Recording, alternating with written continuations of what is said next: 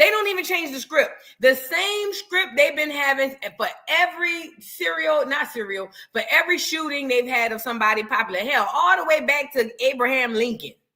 Girl, and further back than that, they always have the same story. They always have the same story. But I told you these are characters. These are not real. But we going to get into it. We got that. We got Dr. Umar came out and he cut Charlotte out, baby. Yes, he did. Yes, he did. Dr. Umar, the Prince of Pancoochie, he heard y'all was around here celebrating and throwing meat on the grill after Charlie Kirk got his wings clipped. And he had a few words to say to y'all. Now, he ain't talking to me, so he talking to y'all.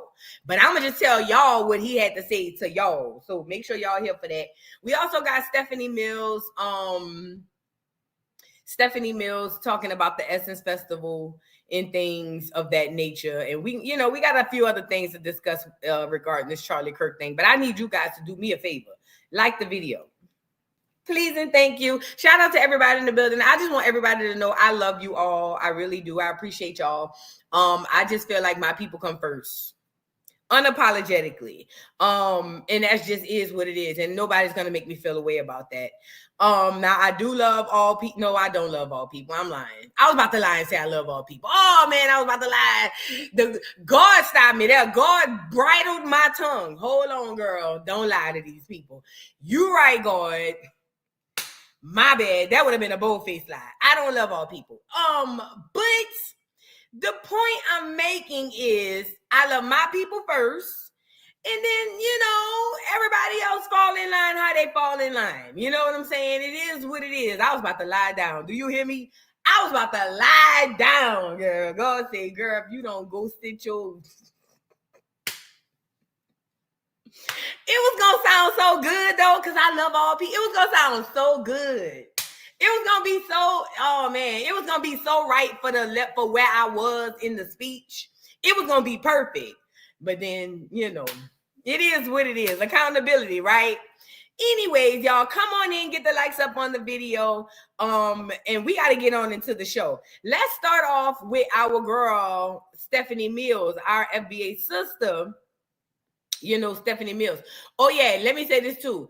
Somebody asked, Panther Jones, US, says, I've been coming on late, and I do owe you guys accountability for this. Yes, I have been coming on late.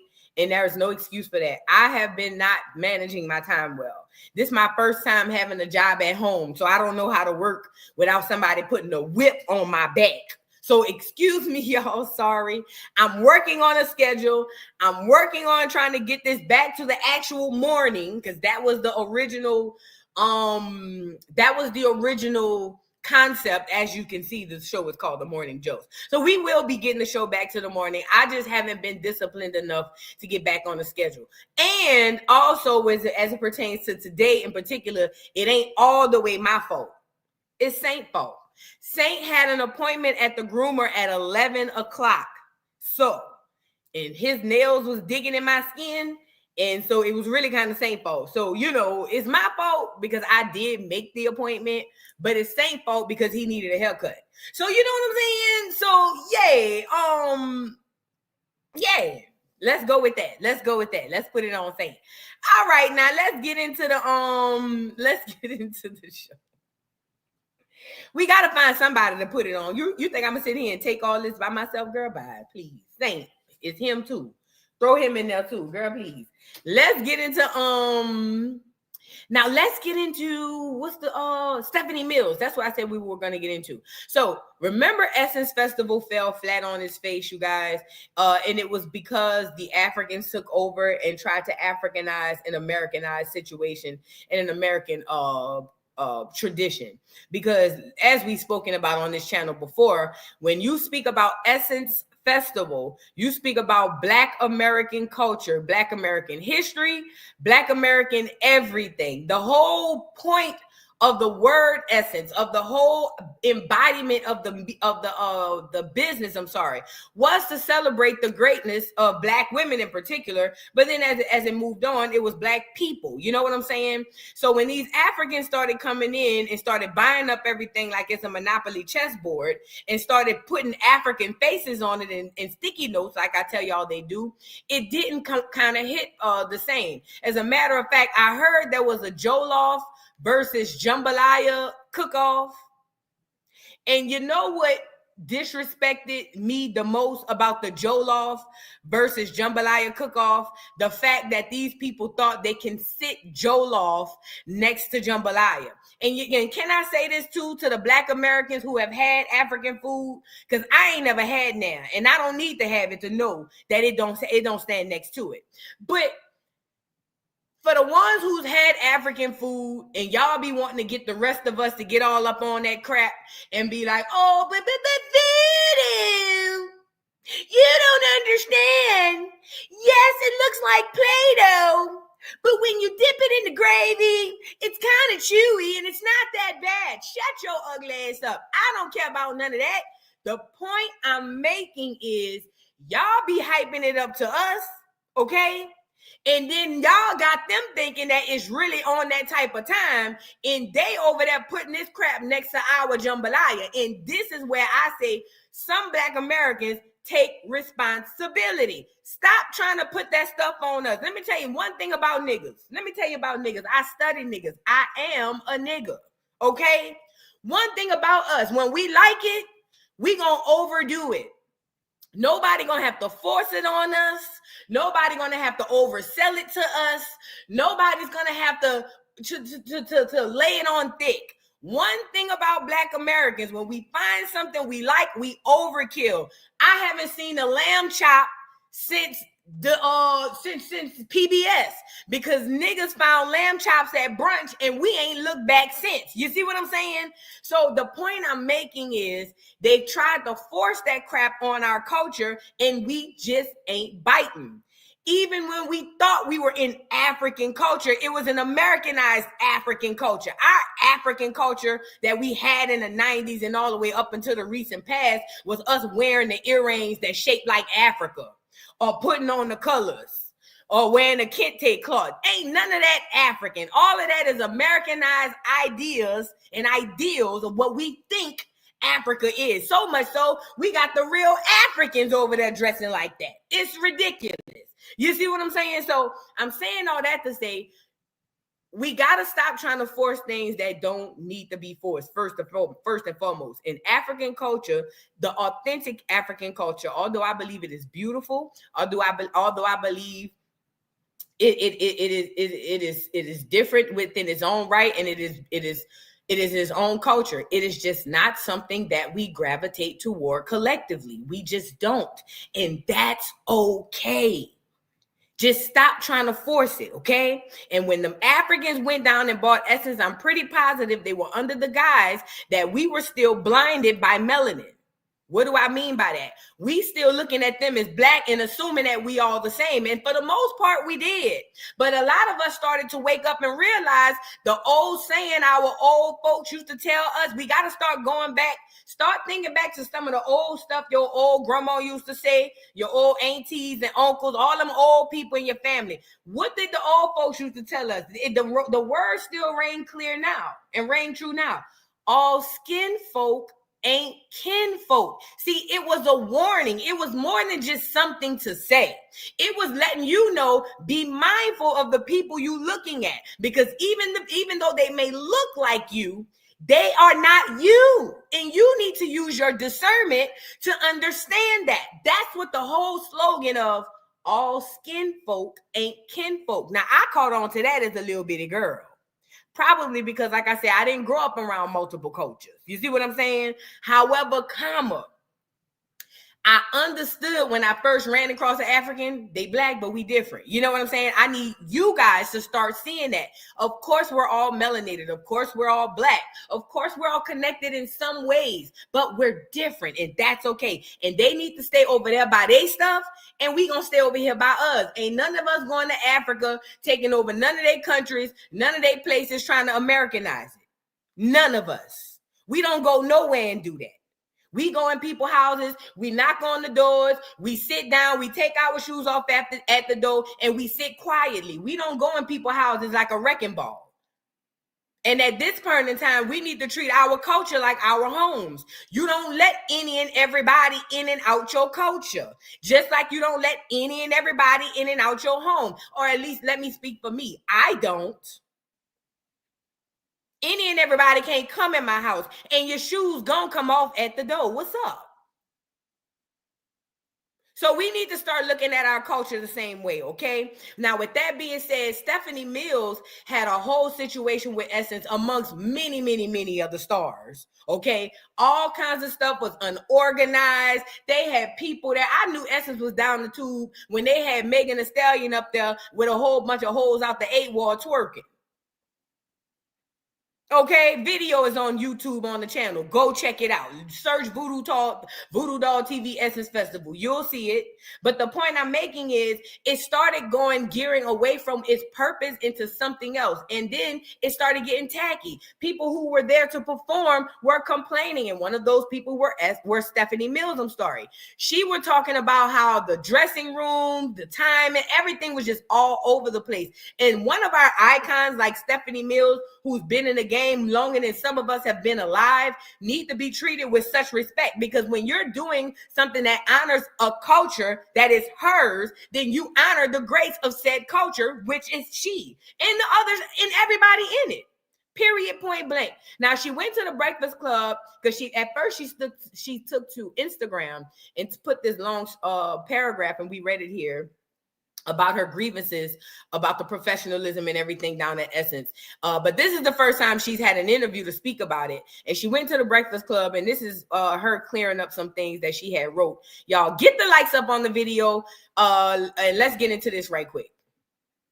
We saw you earlier this year. You called out the Essence Festival. and I thought it was constructive criticism. You know, it wasn't like you was just bashing them. Why did you feel the need to do that? She did that.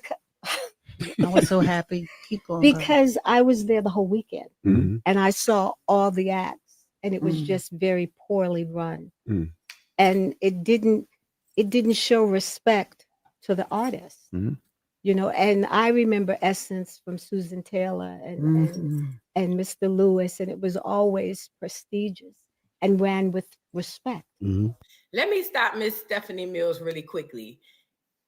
The same reason why Essence Festival and a lot of our culture is being overtaken by foreigners is the very same reason why you'll be hard pressed to find a Black American in high statuses in politics. Let me explain. See, when you have a people or a person who does something for their own community, they typically do it with purpose. And they do it with a sense of pride. And they do it with the sense of integrity. And they do it with the sense of upliftment. Because just like you, a mother and her children, you want to see the best for your children. This is the same humanity is the same way for any person in any culture. When you are a person of your own culture, you want to see the best of your people and the best for your people. So when you create things and you do things, it is for the betterment and for the best of your people. So when all those old people ran Essence, the reason why the professionalism was better, the reason why the lineup was better, the reason why the purpose was better was because the people behind the purpose were connected to the people who which it served. Does that make sense?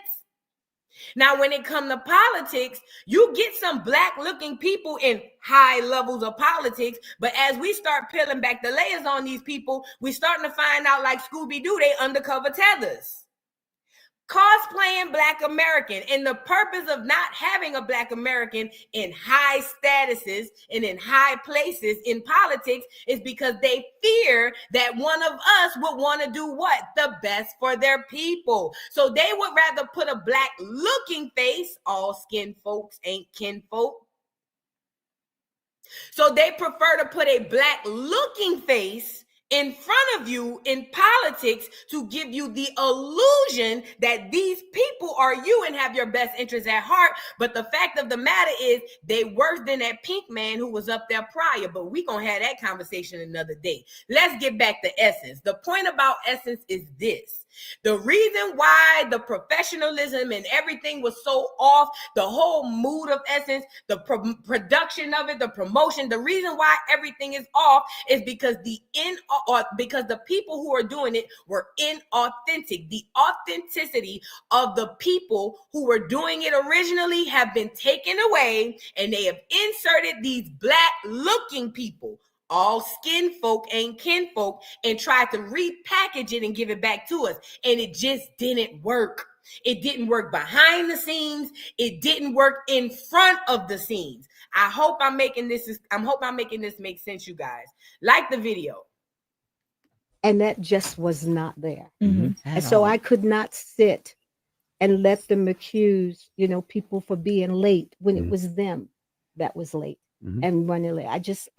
It bothered me. And at 68, I really don't care what people think about me. I'm going to say and do what I want to do. I feel like I've earned that right. Absolutely. So I wanted to call them out, but I did it respectfully. You did. I didn't want to be ghetto about it. I wanted to be constructive, and that's what I did. Well, they said they were going to fix it. They said they were getting down to the bottom of the things that went wrong, and they were going to make sure that they fixed it. I'm glad. I'm glad. They took full. But that's not enough. When you take the spirit and the essence out of something, you completely deplete it. They can go back and fix every single thing that went wrong at Essence. The essence of Essence is no longer there. You see what I'm saying? It's like selling you fake gasoline. Yeah, it looks like it. It smells like it. But when I put this in my car, it's not going to start. Does that make sense? So even if they corrected every single thing that went wrong, it's not going to be the same. The spirit of Essence, the essence of Essence is no longer there. And they can have as many FBA artists as they want. It will never be the same. Period, point blank. Accountability. Because Patty was there. Oh, honey, Yeah. it was awful. It was awful. Yeah. So when I saw what you did, I said, "Go, girl. Yeah. Keep on talking. Yeah. Don't stop." Yep. Yeah. She tells me, keep on talking. Don't stop. Yeah. And I can't stand people like Patty. Bitch, I already know I'm going to say what I got to say. And whatever I got to take off that, then I'm going to take off of that. But don't be in my corner rooting me on because you scared. I can see through people like Patty. Oh, girl, yeah. Oh, I'm so proud of you, girl. I'm so glad you said it, girl. Yeah, girl. Oh, I called her. I said, because I was there. Well, where was your antennas, Patty?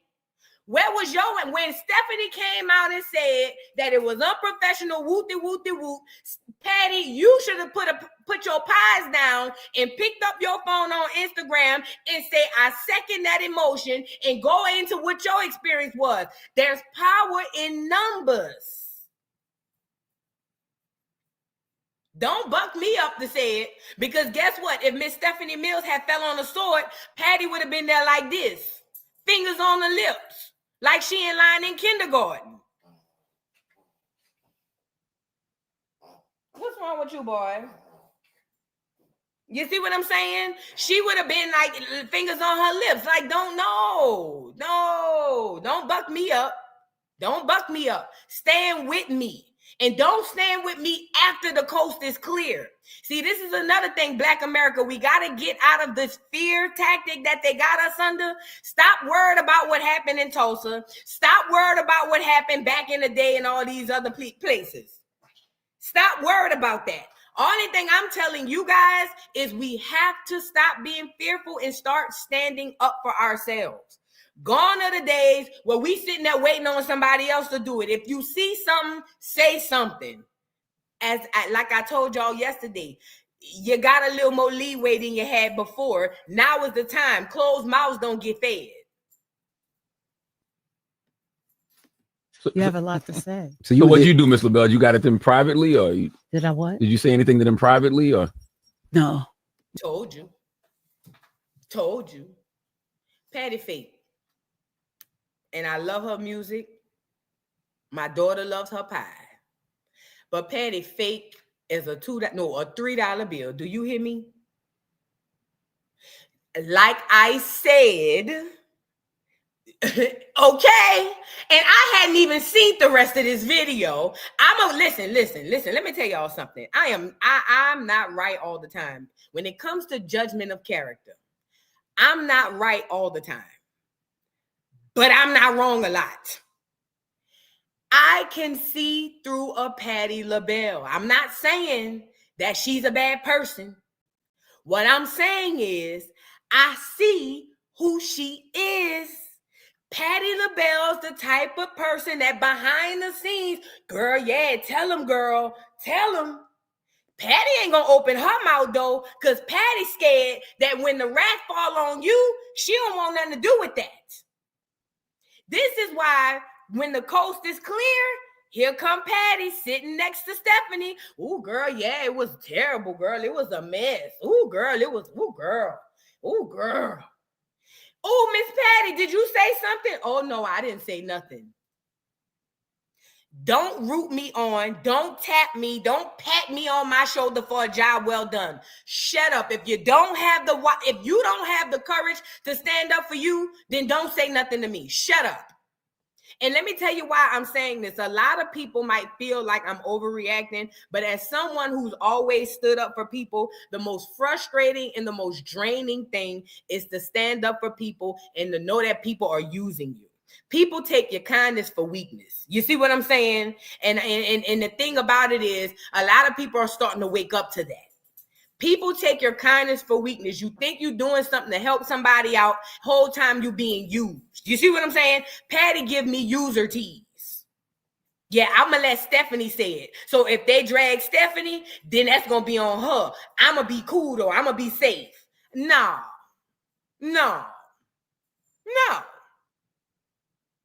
Shout out to Miss Stephanie Mills though. No, and I had one song with Jill Scott. So Right. I couldn't chit chat too much about anything because I didn't have a set of my own. Mm-hmm. You know, so I knew somebody would take care of it. I felt like I spoke for everybody. I knew somebody would take care of it. Man, watch out. Listen. Hey, man, I got to play it, man. I said what I said. I told y'all I'm a prophetess boo. I told y'all niggas. I told y'all niggas. Y'all thought I was playing, but I told y'all niggas.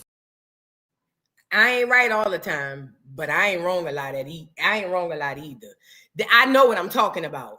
And I never met Patti LaBelle a day in my life. Never even seen I have seen her live. But I've never met her a day in my life. Never shook her hand. Never even been close enough to feel her energy. Okay.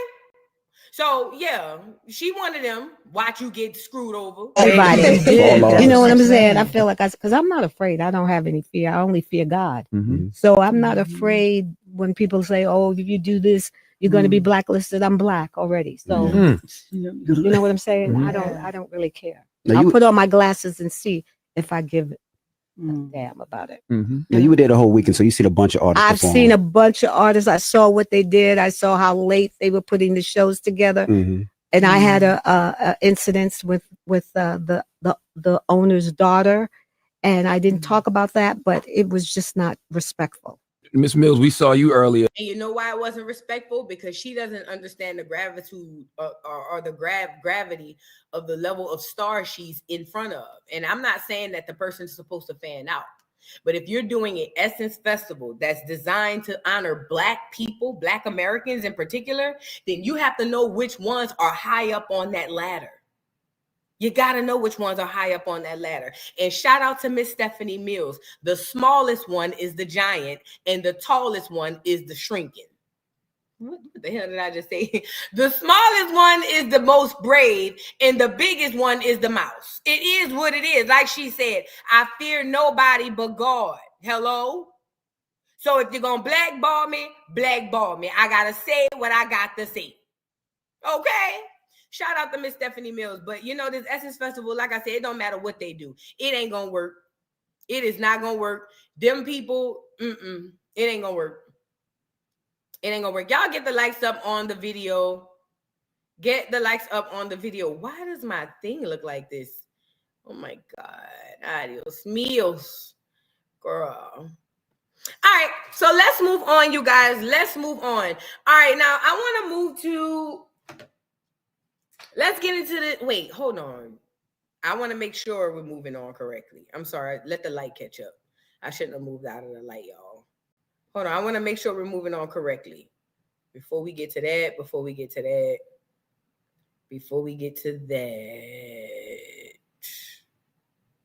Ooh, we gonna Joce that. Hold on. I just want to make sure I ain't missing nothing. Oh, yeah. Remember I told y'all the devil... Wait, hold on. I think I had something right before this, though. I remember I told y'all the devil relies in church, or lies. What's the word I'm looking for? The devil lives in the church house. Okay? I told you guys that. I'm not saying that the people who go to church are bad. I'm just saying that the devil lives there. That's all I'm saying. Okay? Like I say, if people who think that their portals to heaven are through a church or a Bible, y'all are the furthest away from it. But neither here nor there. So I've been telling y'all it's so demonic in the church. I told y'all these people are wolves in sheep clothing. I told y'all that these people, especially these pastors, you know how I feel about pastors. I told y'all these pastors are going to pay for the way that they've been misleading the people purposely and feeding them poison. You know what I'm saying? I feel like pastors are worse than drug dealers, in my opinion. But neither here nor there. I saw this video clip of this pastor on the pulpit. And, you know, we should be shocked at seeing some of these actions that we've been seeing on the pulpit. But at this point in time, I'm not. I mean, hell, for New Year's, was it last year or year before last, one of the pastors turned the church into a club. And they was in there swag surfing. So at this point in time, anything could happen behind the pulpit. Another lady got behind the pulpit and was talking about a woman, was trying to hug her husband and things of that nature. The pulpit is not sacred. There's absolutely nothing sacred about the pulpit, okay? As a matter of fact, all the debauchery and all the degeneracy happens, it seems to be behind the pulpit, okay? Now, speaking of the pulpit, this pastor was behind the pulpit in the middle of a speech, and she felt some type of way because she gave a sister a hug, and she felt like the sister was being fake. Maybe she a prophetess like me, and she felt her energy and wanted to get it off her chest. Now, I'm all for saying what you got to say, but ma'am, pastor, bishop, it's a time and a place, heifer. God gonna get you. Look at this lady, y'all. So sorry, amen. But I want to make a correction on this morning. I was speaking with Mahogany on this morning, and Mahogany kind of gave me a different hug than she normally does, amen. And you know what? We're not going to have that in the body of Christ. The word of God tells us that open rebuke is better. Is this bitch spraying holy water on the lady? First and foremost, see, and this is another thing. Stop letting people of the church pray over you, throw words over you, spells, because that's what they are. I've always seen this since a little bitty girl. Putting their hands on you, you going falling out, they coming in, throwing the blanket over your legs because you came in there looking like a slut anyway. Stop with all of that. Because, bitch, she could have never had me behind the pulpit with the mic to her mouth talking about we going to get rid of this spirit and we going to throw away the spirit. Bitch, that first one like this would have caused me to get the windmill. And, bitch, I thought you was about to hit me. Don't be throwing those spells and those stuff on top of me, especially with no organ playing in the background. Bitch, make me feel like you trying to throw me in some poltergeist shit going on around here. Listen to the organ playing as she condemned this lady. Girl, church people scared me. I swear to God. Look. Better than secret love. So we can't have that up in this house on this morning. Amen. So if you want to just go ahead and do what you got to do today, we're going to do that. We tried to talk about it, but you didn't want to talk about it. But I'm just going to expose it and let you know I know how you feel. Amen. So we just going to get rid of all of that on this morning. So if you need to excuse yourself, I'm going to go ahead and permit you to do that on this morning. But if not, you just go ahead and sing for the Lord. Amen. Amen. All right. All right. I just don't like fake stuff. Amen. Y'all want to talk about verbal abuse, emotional abuse? You know how y'all want to do that when y'all want to be all he man woman hater, no he woman man hater. Why y'all don't do that when y'all see these pastors do this? Because this right here is textbook emotional and verbal abuse, and this is an abuse of power. You chastising this lady in front of the whole congregation, making her feel this small. Like, y'all don't see how this ain't messed up? And behind everything, right, CJ? Amen. Amen. Because I feel like when you hugged me, you didn't really hug me like you wanted to fight me. Amen. I'm scared of church people. On my mama. Don't have that kind of behavior in God's house, because this is the house of the Lord. Amen. And we're going to praise God up in here. Amen. The word of humiliate the lady. Got her in the back hugging her other friend. Man. The Lord reads, the Lord is my shepherd, and I shall not want. He maketh me to lie down in green pastures. He leadeth me beside the still waters. He restored my soul. Yea, though I walk through the valley of the shadow of death, I will fear no evil, for thou art with me. Thy rod and thy staff, thy comfort me. Thou preparest the table before me in the presence of my enemies. I hope that lady not back there crying. But y'all wonder why I despise the church? This type of shit I've been picking up on since a little bitty girl, and I don't give a damn what religion you in. This stuff happening in all of them. I don't give a damn what religion you in. Every single tabernacle have this type of stuff going on. I despise the church. Anointed my head with oil, my cup runneth over. Surely goodness and mercy shall follow me all the days of my life, and I will dwell in the house of the Lord forever. Amen. I have just quoted to you Psalms 23 verse 1 through 6. May God don't have that kind of behavior in God. These people have found a way to weaponize that Bible and God over y'all head, and hold it over your head and make you give them money, make you give them your time, your resources, your prayers, your energy. Let's move on. Let's move on, because that's all church is. They putting y'all under spells to get y'all to give them your time, your money, your resources, and your energy, and keeping you hoping that you make it to heaven. The heaven that the white man made up and put in the book. Ridiculousness, man.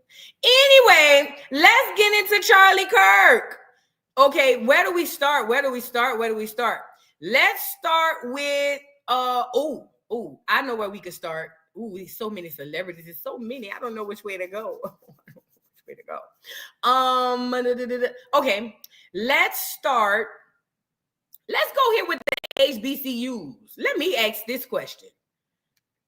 Charlie Kirk, a clear man, got shot execution style, possibly by another clear man, or if not another clear man, at the very least, by a foreigner with the hard ER. These are the facts, okay? What we do know, it wasn't no nigga just running around shooting on no Charlie Kirk. So then after that, it became clear on clear crime. And I told you guys that we need to pull back our energy. I also told you guys that they are going to try to find ways to pull us into this crap. Now, the clears on the left side are beefing with the clears on the right side, and the clears on either side want all other sides' heads off their shoulders, okay? None of this have anything to do with every melanated person living in America, period, point blank. However, some of the foreigners and the tethers, they want to jump sides with the clears, but for the most part, Black Americans is just sitting around like, oh, that's crazy. Ooh, woo. Man, I hope they get that. Ooh. prayers, I guess, to the little boy, I guess. I don't know. You know, we just chilling. And here they come, just like they did with that crap over in the Middle East. When we don't give them our energy, here they come trying to pull us in. Now, all of a sudden, HBCUs had to go on lockdown. And I'm trying to figure out what in the hell does HBCUs have to do with Charlie Kirk getting pop goes the weasel by a weasel go pop that was one of his own. It has nothing to do with it. This is a way to pull Black America into the flames. But even though they pulling in HBCUs, Black America, do not be fooled. This is a trick. Do not allow this to pull you into it, because somehow, some way, they gotta get you in it so they can get your energy. I told you, energy is just as, if not more valuable than your melanin. Okay? So now, here we go. Lock down all the HBCUs. What? Niggas is outside stomping. We ain't got nothing to do with what the hell Charlie Kirk and them got going on. But here we are. So let's get into this video. They done closed down HBCUs. It says multiple HBCUs on lockdown after receiving threats following the killing of Charlie Kirk on a Utah college campus. Let me also say this too. We talked about theater. Theater is very, very layered, multi-layered, and complex. Okay? Now, it could be a situation where the person, they actually did get death threats, but the death threats weren't real. It's part of theater. Or it could be real death threats. Or all of this is theater. It's just all a way to get the message to the media, to get us to extract our energy and give our energy to the cause. So it could be either or when it comes to theater, okay? It's so many layers, and there's many more layers to it than that. But when it comes to theater, you have to be very mindful, and we have to start tapping in. That's why I tell y'all to ground and meditate so that we can sharpen our intuition, and sharpen the way that we discern. Okay, we got to start using discernment. The Bible talks about discernment. The Most High gave it to us. Us, especially Black Americans, have the highest level of discernment and also intuition whenever we tap in. You guys need to tap in so that you can see when this is all a bunch of bull. We don't have to wait on the end of the episode of Scooby-Doo for them to pull off the mask for us to see that it was the principal. We can look through the mask and say, this ain't real. And I'm telling you right now, this ain't real, okay? But let's go with the move, because they need to get us energetically to give our energy to this BS with these clear people fighting each other. Like the video. On pause. At least 6 historically Black colleges have halted activities after receiving potential threats against their campuses. The lockdown measures come in the wake of yesterday's shooting of Charlie Kirk, though officials have not linked any of those threats to that shooting. Our Alex Brachet joins us now with more. So what are we learning about the threats and the lockdowns and where it's taking place, Alex? Yeah, Kira. So we're tracking now at least 7 of these HBCUs that have been under lockdown in the past 24 hours following. This is another thing for theater as well. They would, of course, have a Black man taking the anchor on this story. Listen. It's about your subconscious. It's not about what you're thinking right now. These stories, the way the media works, the way Hollywood has structured, the way that you get information, they don't work on your conscious. The conscious has never been the target. They use your conscious for advertisement. It's about your subconscious. So now, they're talking about HBCUs being locked down. This ain't got nothing to do with niggas, but they're going to use a Black looking person to anchor the story because they need you subconsciously to connect. Are y'all tracking what I'm saying? I really, really, really hope that somebody understands what I'm saying and it makes sense. They put the Black man in front of you so that subconsciously you will connect. Soon as you connect subconsciously, now you involve emotionally into the story because they done hollered HBCUs.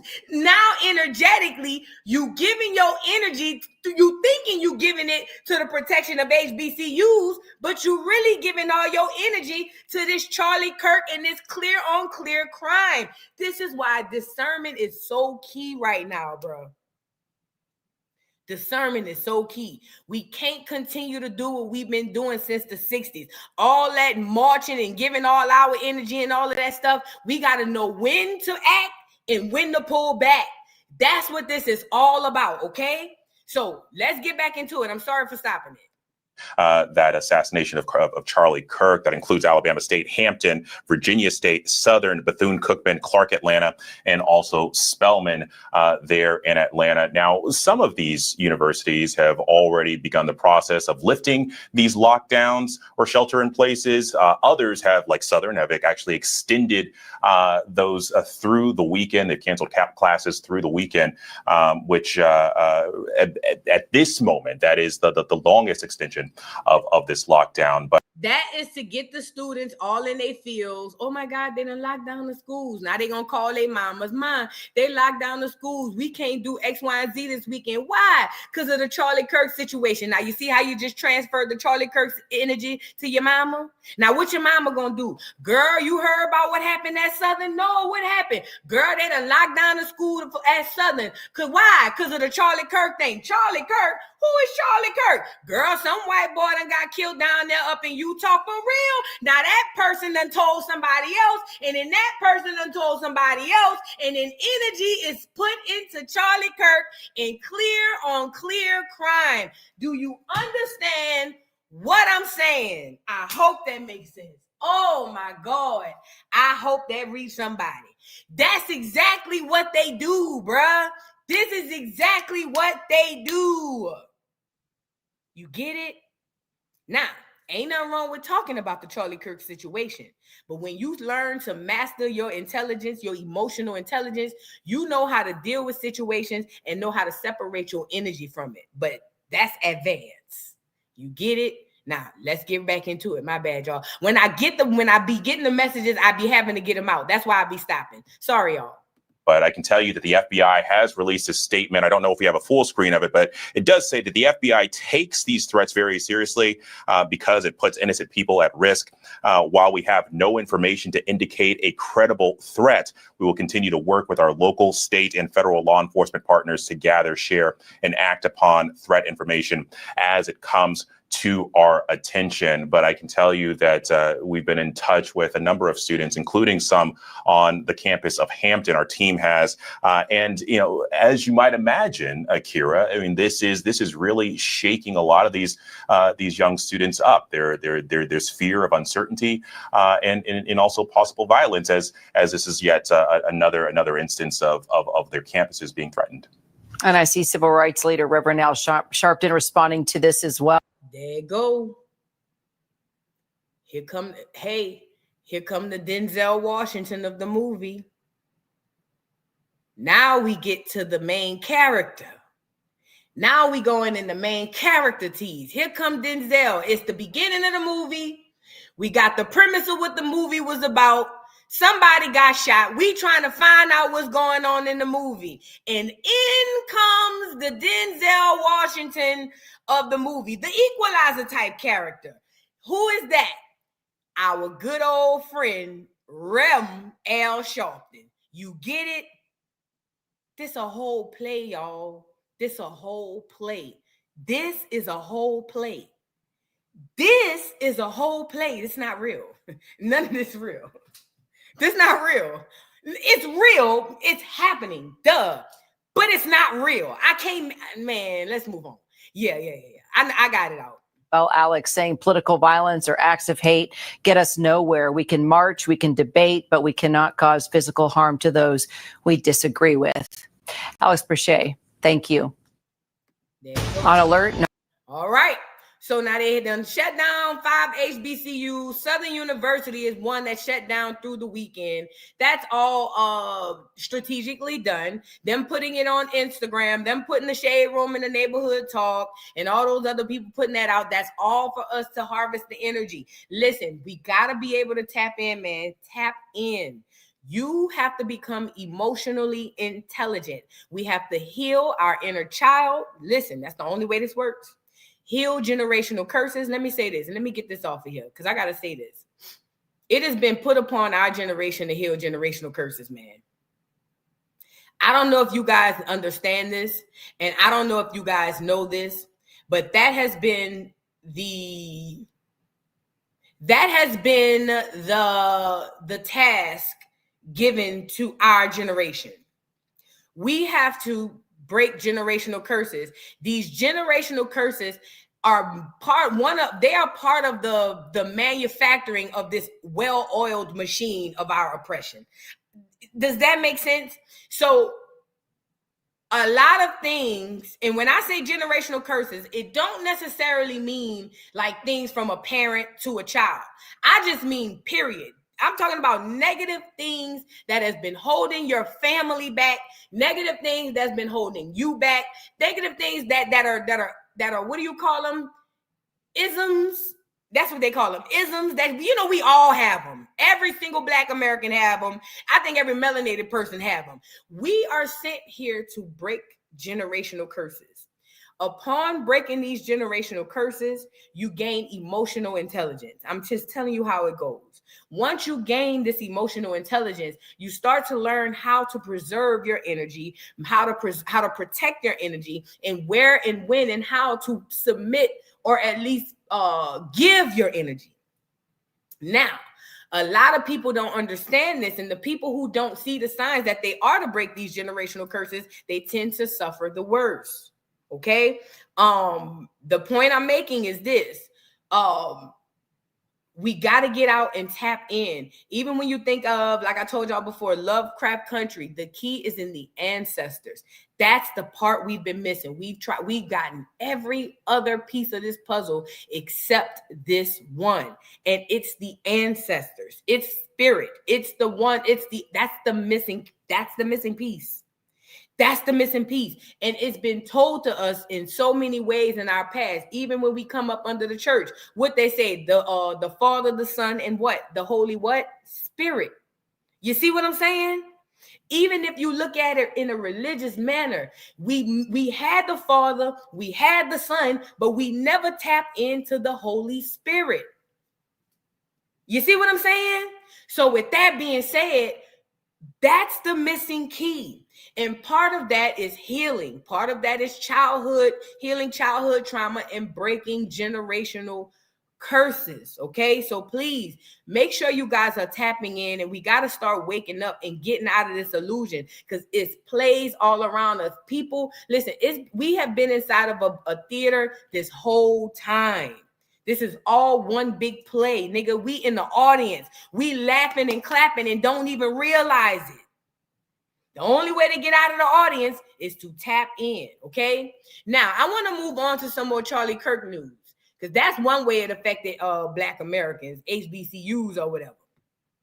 And since we on the subject of HBCUs, let's get into what some Black people had to say about Charlie Kirk being pop. Now, we all know the regular bootlicks, 1-2 way back, hairline, Stephen A. Smith. He had to come out and say something. Some men like being bent over. You know what I mean? And Stephen A., okay, is one of those men. Now, we all know he loves bootlicking and taking up for clear people. Remember, he said every morning he wake up and think, how can he make his clear boss some more money? When I tell you, in my mind, when Stephen A. said that, his Petey Bird shrunk smaller than I thought it was. But neither here nor there. Of course, he had to come out and say something, because now everybody want to condemn. Let me say this before I start. I am not celebrating Charlie Kirk being killed, because I understand that life is precious, okay? However, I'm not telling nobody that they should or shouldn't celebrate Charlie Kirk being killed, okay? I am not the moral police or the moral authority to tell somebody how to hit back when they've been hit. However, I do despise the melanated people, all skin folk and kinfolk, who's been taking their time to go to social media to shed tattooed tears for these clear people who wouldn't piss on you if you was on fire. I'm tired of seeing it. You should be human, but you guys, he's still a person. He's a father. I've seen too many Black fathers being killed. And But he's still a human. I've seen too many in my black human family, my black American human family be assassinated. Let's talk about what happened down there in Mississippi. You know, down there where they got the forbidden fruit. Let's talk about when you put hundreds of my people in a concentration camp down there in Mississippi and let them all die. Yeah. Don't tell me about no goddamn humanity and having no humanity. I've never even thought that was possible for a group of people or a person to want to even do something like that. I've only seen it in books. But I know for a fact, hundreds, and that's only one incident of them annihilating and assassinating my people. Hell, black people had to step over their dead. Couldn't even bury them. They wouldn't even give our people a way to bury our dead. They told us get it how they live when our people drop dead. People getting diseases from death and all that stuff. Don't talk to me about no goddamn humanity. Fuck humanity.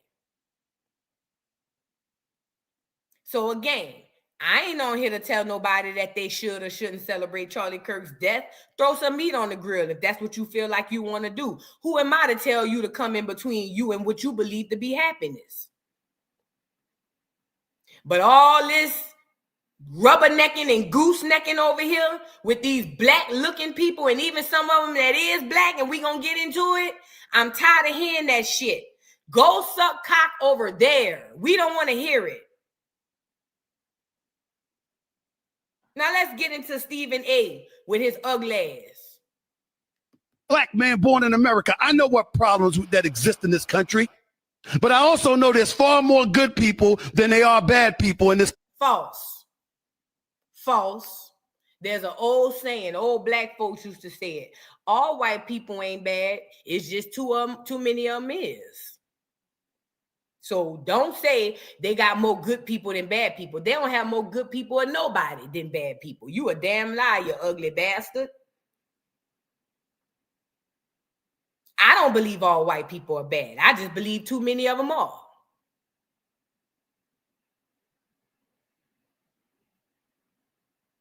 But you see the vigor and the bass he's trying to conjure up in his voice when he talking to us, but when he talking to or about them clear people, he all mums the word, oh, I wake up every morning thinking about how I jack off, then I think about how I'm gonna make my clear boss some money. I can't stand these niggas. Country, regardless of who you are, what your ethnic background is. White, black, Hispanic, and beyond. I'm in a studio here in Las Vegas, and I'm looking outside, and I see people looking at me and smiling and saying, what's up, Stephen? They don't look anything like me. And I don't care, because they're showing me love, and I'm showing love right back to them. At some point in time, we got to recognize, can't just speak about it. Can't just give lip service to when such a vile act takes place. And we're going to give lip service to the tragedy of the moment. And then within 24 hours, we move on with our lives like nothing happened. Something did happen. I don't care what his political beliefs were. I don't care what he felt. Let me say this. I agree with Stephen A. I don't think the man should have died for how he feel. I really don't. Okay? However, with some tethers, because Stephen A is definitely a tether, what they don't understand is even though we all black, culturally in America, we different. See, for the most part, collectively, we don't see the white folks as saviors. Even when they gave us white Jesus, black women still didn't see the average white person as a savior. We don't see purity in white folks in the black America. So when they get slain by their own, we don't see an angel falling from heaven. That's what you see. So you can't get mad because culturally, when they get popped, we not over here crying. That ain't culturally how we people. You might do that where you from. We don't do that. But again, all this basing your voice to come talk to us. Shut up, Stephen A. Nigga don't want to hear nothing you got to say. You don't have no ear to nobody black. Only people listen to Stephen A is a mixed group of people who love sports and been dealing with Stephen A since he come in the game. This nigga don't have the ear to nobody black. We don't rock with Stephen A. He don't rock with us. He don't be at our cookouts. He don't hang with niggas. He don't be around niggas. That's why you never see him with niggas.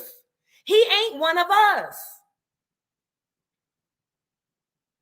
So you don't get to come wagging your finger, Stephen A. You guys, he is a human. Tell that to yourself, because we don't want to hear that ugly ass shit. You ain't one of us. We don't rock with you, nigga. I care about the fact that a man was gunned down in front of two of his children who are 5 years of age or less.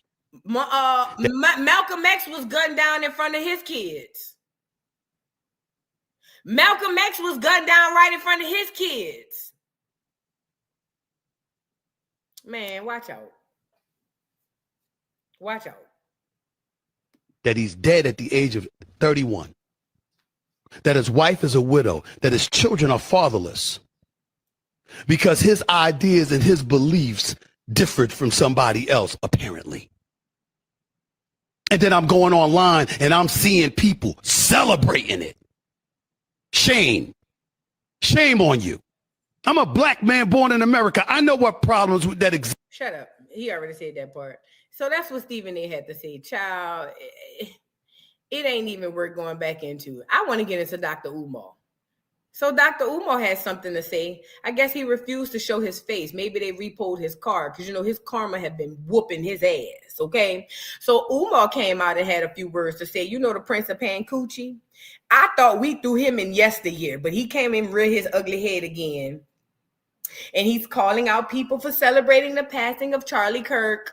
This supposed to be Mr. Pro-Black, Black Queens Forever, Snow Bunnies Never. Mr. Black ass nigga, why you give a damn about a cracker getting his just due? Why do you care? And then even if you did, why is you over here talking to us about anything that's got going on with these folks? I thought Umar, I told y'all he was a lying ass Leo. I thought Umar was pro nigga. I thought he was pro-black. I thought it was us first. Why is you checking us, trying to chastise us in front of company and especially behind somebody else? This your boy though, right? I told y'all the masks are being lifted. Listen to what he says. While I do not agree with Mr. Kirk's rhetoric and consider him to be an anti-black bigot, I will never rejoice at the loss of life anyone who hasn't directly participated in unaliving of a member of the Black African race.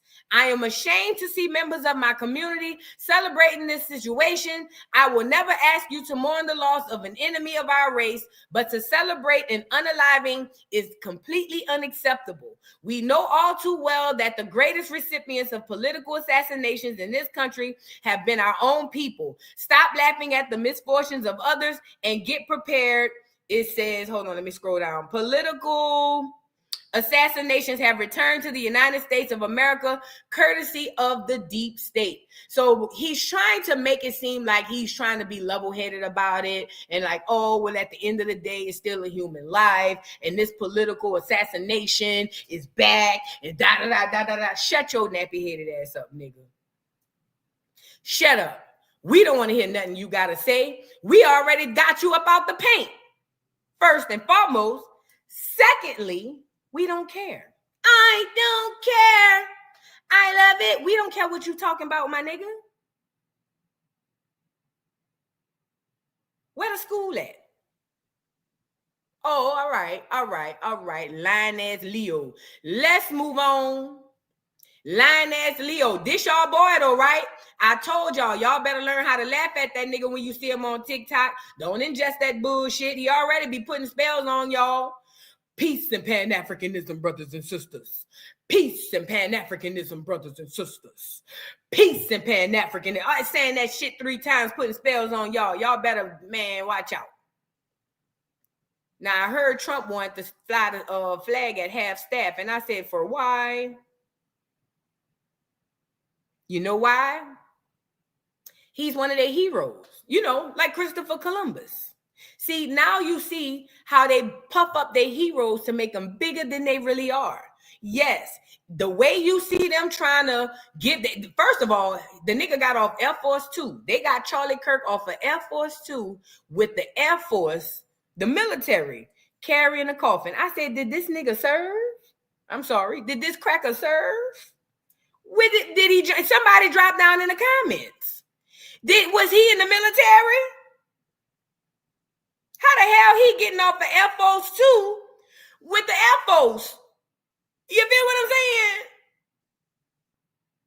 Make it make sense. Girl, they treating this man like he really was a real hero. This is all they heroes. All them statues y'all see when y'all be traveling all abroad and all over America, and they got these clear statues with their hand in their coat, or they standing up like this and they got the placards on them, and oh, listen, this person did this and they did that, and you reading this and you repeating this shit thinking these were some great whites. No, ain't none of them great whites.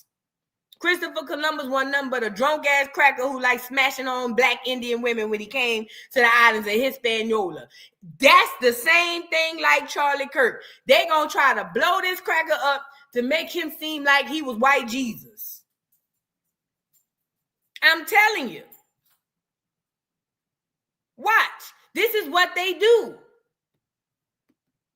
Let me put the volume on. They got the off of Air Force 2. I said, what? Did this nigga serve? Because I know I ain't never recall nobody putting no pictures up of him in no uniform, shooting no blickies or nothing.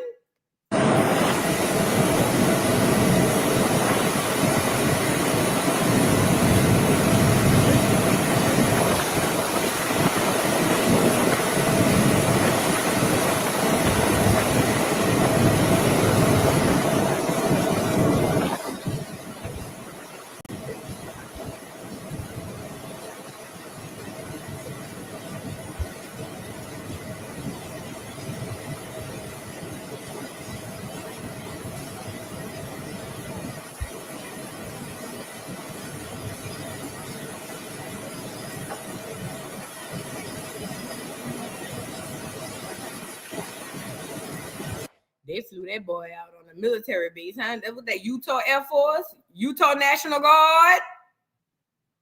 They flew that boy out from the Utah National Guard base. They probably had security out there, all type of stuff, girl. They probably had, oh, you know, the ones that be looking like Men in Black security, girl. Mm-hmm. He is one of their heroes. Listen. You got to understand the clears to understand who they value and why they value what they value. Listen, he is definitely one of their heroes. There was a time where white people can come on anywhere and say whatever they want without any recourse. Well, because the left side of the white, see, a lot of the clears on the right don't like the ones on the left because they feel like the ones on the left is messing up the game for them on the right. Let me give you the game. The clears on the right feel like the clears on the left, y'all fucking up the game. Y'all want to be all tree hugging, bubblegum chewing, you know what I'm saying? And y'all are taking away our liberties and our rights, okay? That's why the clears on the right don't like the clears on the left, okay?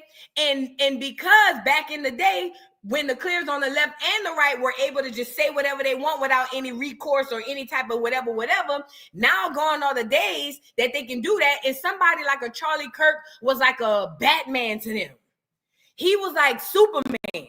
He was the white boy, clean cut, who came out here and said what everybody else was thinking. All the clears on the right and the left. So yes, in their minds, he is a hero. He was one of the people who picked up a torch and carried it when none of them had the balls to do it.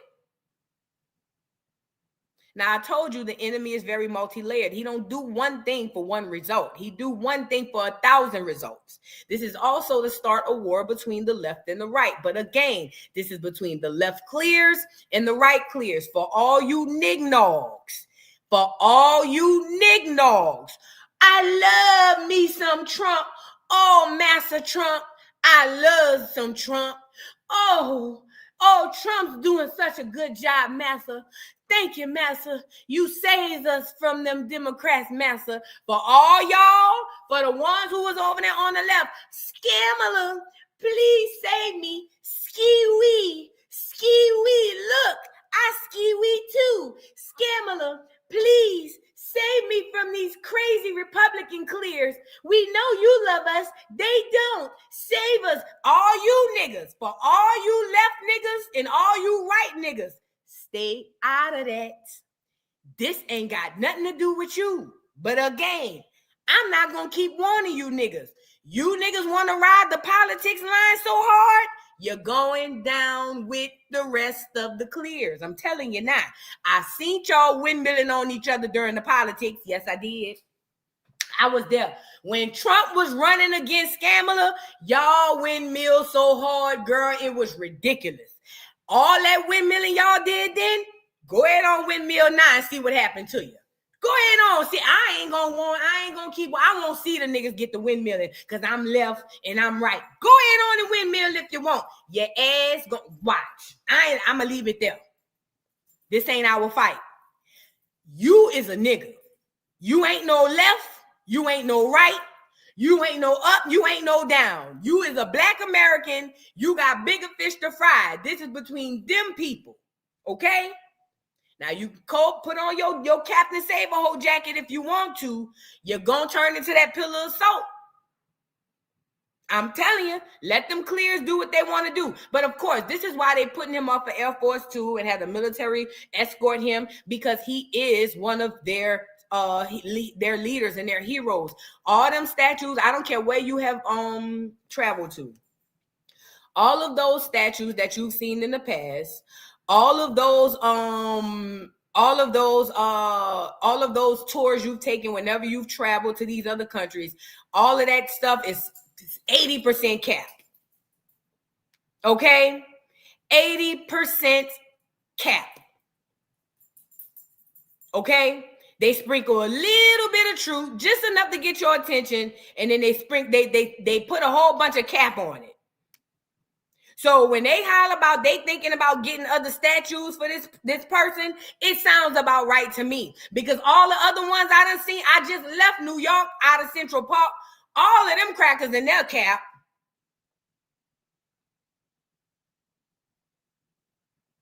I've done tours everywhere I've traveled. All of them people, all them clear people that they be putting up there, having you thinking they got them on the dollar bills, y'all thinking these are some real stand-up clears, they cap, they ain't shit. Okay? So now they talking about putting up statues, but this is par for the course. This is what they do. Let them put their statues up. Let me tell you something. Don't even give them energy being mad about them putting up statues. Baby, look, one thing about the clears, if they want them a statue, they gonna statue it up, okay? Don't even give them the energy to be worried about them putting up their little statues, girl. Let them put up their little statues. If they won't put them up next to Abraham Lincoln, girl, sit them next to Abe. Shit. Put them there. I don't give a damn. Don't even give them the energy with this, okay? So now they're talking about Representative Anna Paulina Luna, representative from Florida, is leading the charge, urging House Speaker Mike Johnson to place a statue of Kirk in the U.S. Capitol. In a letter signed by several Republican lawmakers, Luna described Kirk as a patriot father and a fearless voice for conservative values, what I told you, who was assassinated on September 10th, 2025 at Utah Valley University. But Luna didn't just frame Kirk's legacy in a political term, she made it personal. In a post on X, she credited Kirk with shaping her political career, saying, "I would quite literally not be in office today if it weren't for him." See how they prop up and fluff up their heroes? You hear it? Now listen. Think about this. Think about hearing this story in 100 years. You weren't here.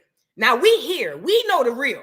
We here in the present, we know the tea. Charlie Kirk ain't did shit. However, they write the history.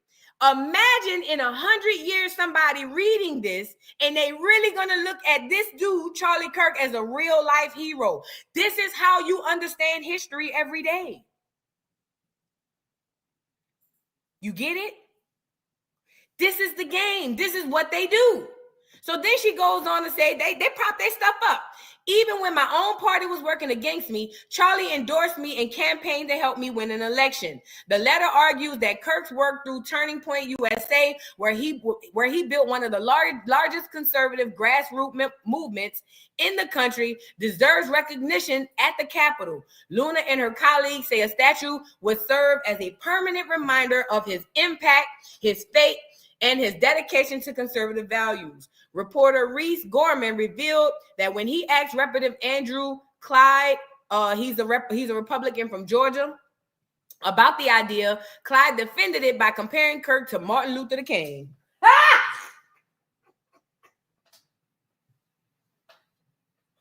Wait, what?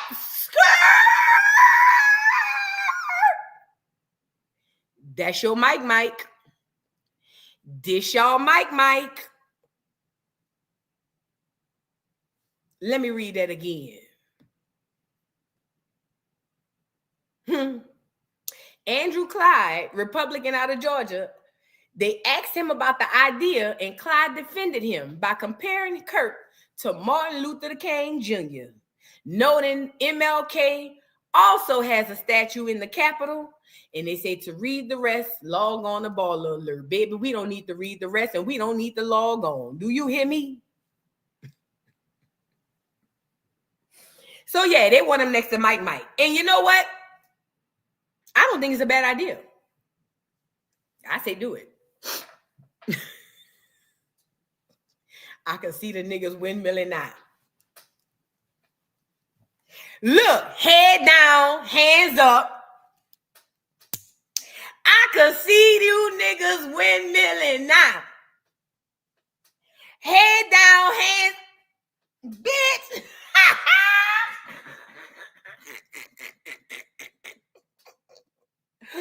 Let's move on. Girl, the clears goes hard. Do you hear me? They go hard. They go hard. At least I give them that. They go hard. They go hard. They want them next to Mike, y'all. They want them next to Mike. So we'll see how that goes on. If it goes on, we'll talk about it. We'll come back and discuss it and see how that goes. I would love to see that, baby. Ooh. Could you imagine going to the Capitol and Charlie Kirk is next to Mike. You see Abraham Lincoln, Martin Luther King, and Charlie Kirk. Crazy work, huh? So now they trying to incite all type of fear in the rest of America. It says State Department warns immigrants not to mock, praise, or rationalize the death of Charlie Kirk on social media. Could lead to reviewing their legal status or having visas blocked. So if you or someone you know is an illegal citizen, them people say if you even get on here and post a smiley face, your ass going back to the SHU program, nigga. Them people said, bitch, if you get on here and sneeze, do you hear me? Them people said, if you come on this here internet and sneeze and say Charlie Kirk, your ass is grass. They want you up out the paint. They want you out the paint. Now listen to what it says. The State Department is not playing around when it comes to the death of Charlie Kirk. So much so that they put out a very poignant statement directing foreigners specifically. Thursday morning, Christopher Landau, the Deputy Secretary of State, took to X. He posted, in light of yesterday's horrific assassination of a leading political figure, I want to underscore that foreigners who glorify violence and hatred are not welcome visitors in our country. He continued with, I have been disgusted to see some on social media praising, rationalizing, or making light of the event and have directed our counselors officials to undertake appropriate action. Landu then invited his followers to bring any related posts or comments to him. A spokesman for the State Department has since put out the following message. This administration does not believe the United States should grant visas to persons whose presence in our country does not align with U.S. national security interests. Now this all follows a past statement from the State Department where they made it clear that visa applicants must make their social media profiles public. Wow. They've also recently revoked more than 6,000 student visas. What are your thoughts? Ooh. So for the people who out there, for the black people who want to play ice, the Clear said, if you see a foreigner on social media saying something bad about Charlie Kirk, they're getting them about the paint. That's what they said. And you know what I heard? That he was leading a campaign or a program to talk about people being able to express themselves freely about political ideas or something, and then couple that. Shout out to Black Balloon. I was watching his video on YouTube. Y'all know I'm a conspiracy theorist, so shout out to Black Balloon. I love his channel. But anyway, he was brought it up how they were talking about how they coupled it with the fact that his last statement was talking about gang violence when it's just, hey man, the ancestors got away, man. It's a lot of messaging happening in this. A lot of messaging. I forgot. Let me read some more super chats.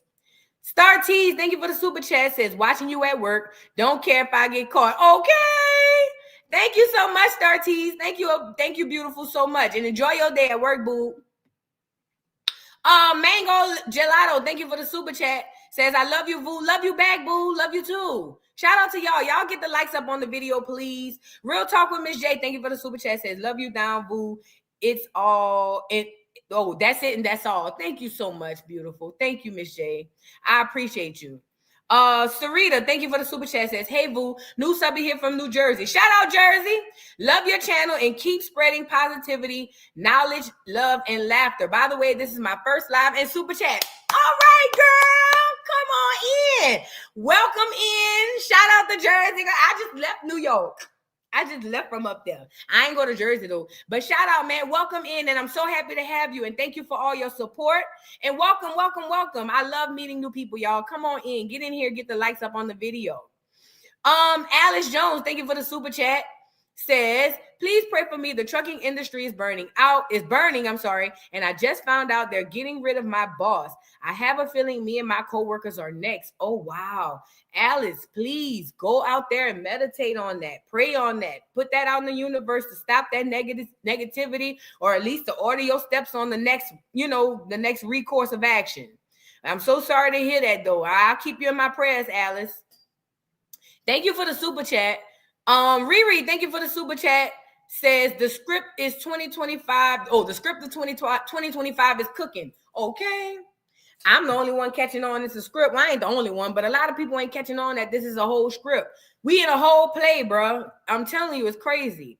And thank you again for the super chat. I love the number 444. She says, Black Twitter is going in on Twitter, and I love it. Oh, yeah. Let me tell you something. The clears on Twitter, woo, they ain't no more good. Do you hear me? Them clears ain't no more good. I would say I feel sorry for them, but I'd be lying. Okay. Shanta's so unique. Thank you for the super chat. Says, inbox you. Will do. On Instagram. I don't be checking Instagram inboxes, but I'm going to go check it. Thank you so much, boo. Robin Thick, thank you for the super chat. Says, nobody has empathy when it's us. I have zero empathy. I have zero love, empathy, or sympathy to give. Facts. He died doing what he loved, and I stand with Brother Malcolm. Facts. Okay. You better let him know, beautiful. Don't play with us. I ain't got nothing to give that ain't been given to me. We as Black Americans need to get back into having reciprocal relationships, meaning it's a give and a take. It ain't just a take. You got to give too. The Balance, thank you for the super chat. Says, we know the bootlicks got a virtue signal to keep their place in society. Umar trying to keep the IRS off his back by playing up to MAGA. It's giving that too. Because, I ain't going to lie. even though I feel like he a grifter and a lying ass Leo, it did surprise me that he came out and said something. I would have assumed that he wouldn't say nothing at all versus saying something. And when Umar came out talking about, I don't condone this, I say, oh yeah, I get it. Because he trying to hope to stay out of jail. Got it. Mm-hmm. You absolutely right. You are absolutely right. Thank you so much for that.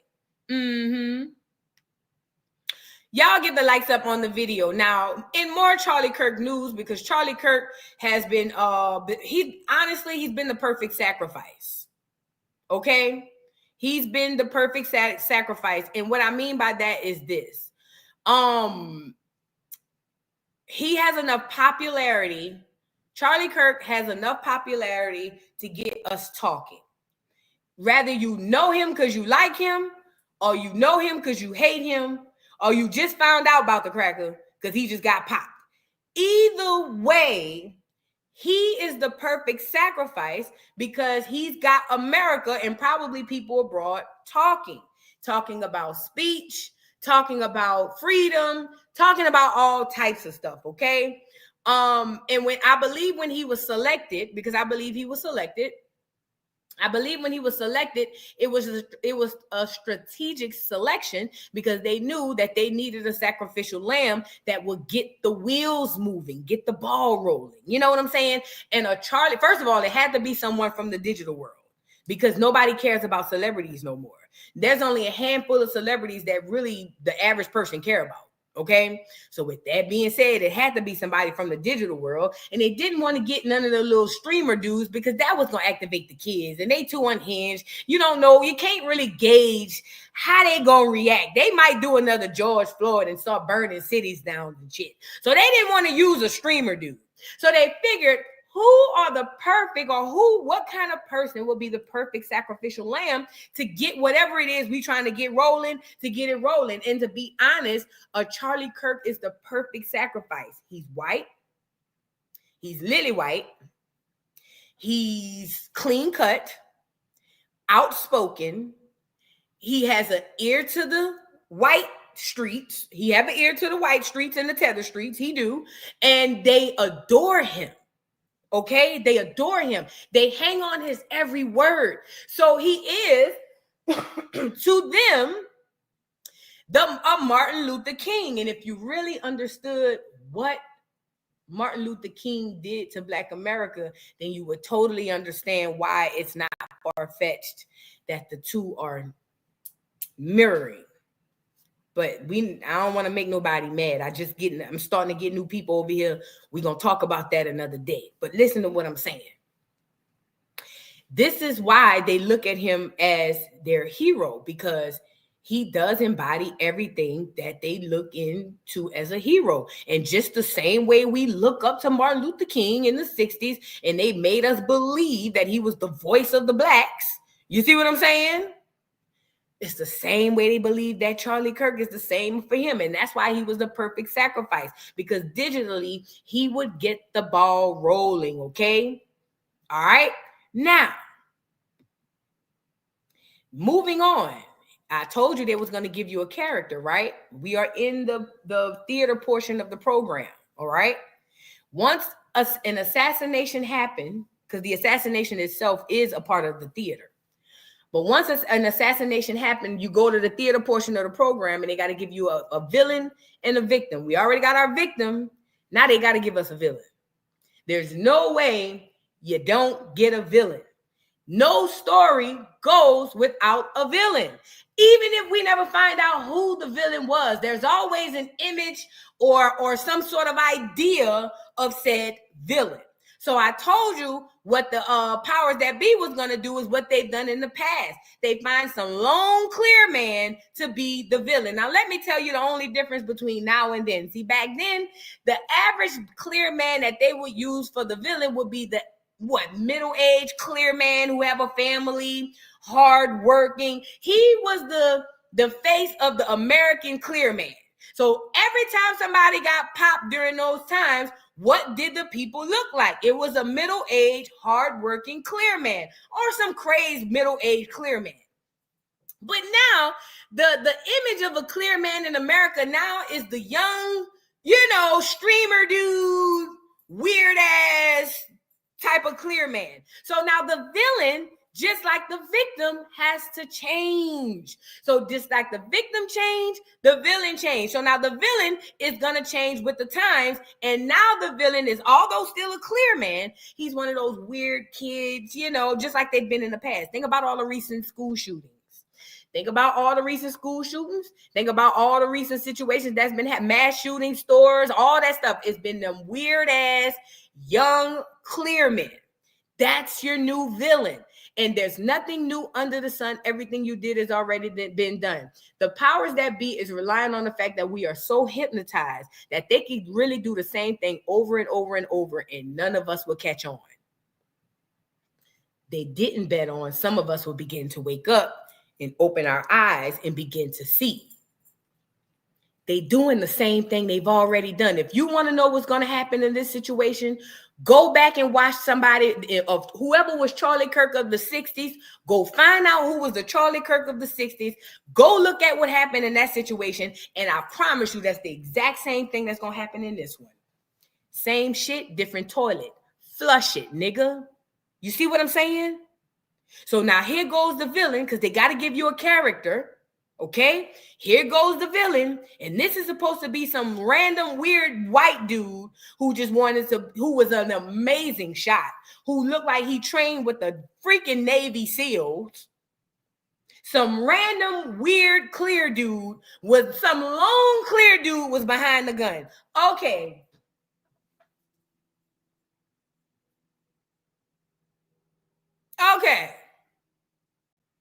Let's get into the victim. This is your new villain, you guys. It's like reading a book. Welcome to the new villain. It says the suspect in the murder of Charlie Kirk confessed to his father that he was the shooter. His father told authorities and secured his son until they could arrive to pick him up. Sources tell who gives a damn. It says, according to reports, the person accused of fatally shooting Charlie Kirk is 22-year-old Utah resident Tyler Robinson. Robinson was a student at Utah State University on a scholarship, insiders confirmed to Daily Mail. It says Robinson reportedly confessed to his father, Matt, who supposedly is a 27-year veteran of the Washington County Sheriff's Department. Connection, maybe? According to Daily Mail, Matt then secured his son and waited for authorities to pick him up. So according to this, his pa's supposed to be a sheriff. And the plot thickens. What was that last mass shooting? And we found out the parent was a sheriff or worked on the police office or worked with the police department. And remember the police, who that was? We talked about it on this channel. Ain't this starting to be a coincidence? And the plot thickens. So your pa is a 27-year-old sheriff. And I guess that's they gonna say that's how he was able to shoot so well.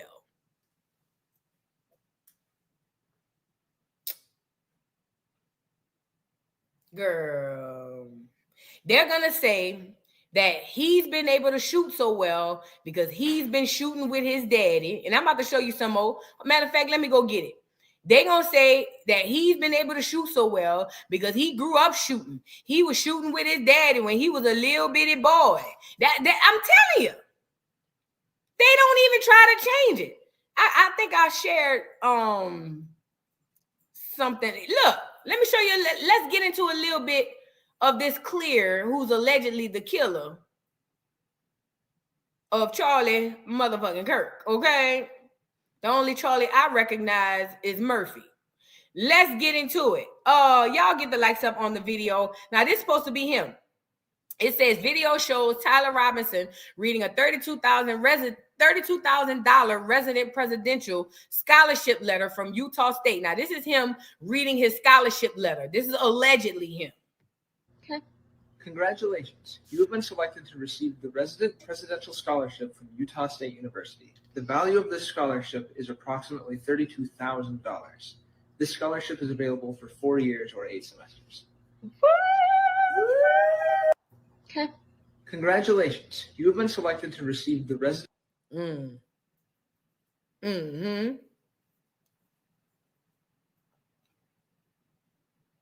Sorry, I was drinking water. So they want us to believe that this is the young man who popped Charlie Kirk.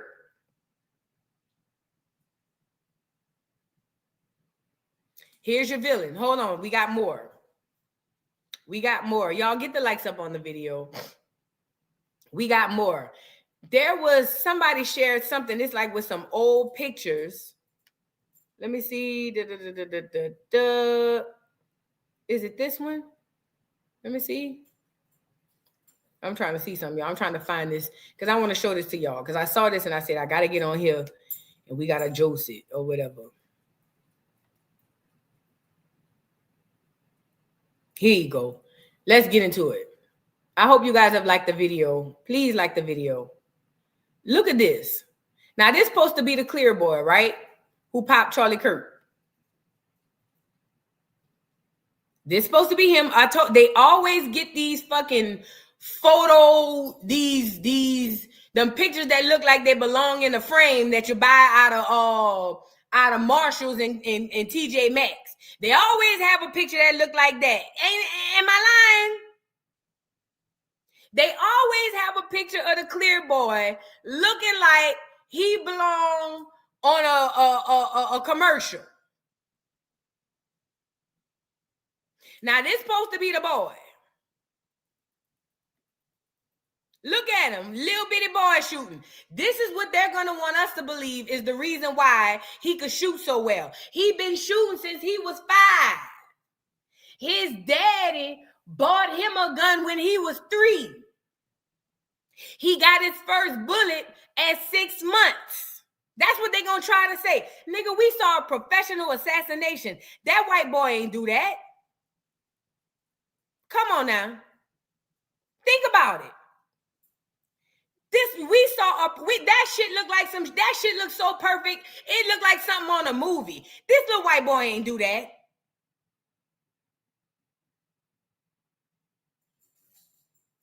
But that's what they're going to want us to believe. Watch. That's what they're going to want us to believe.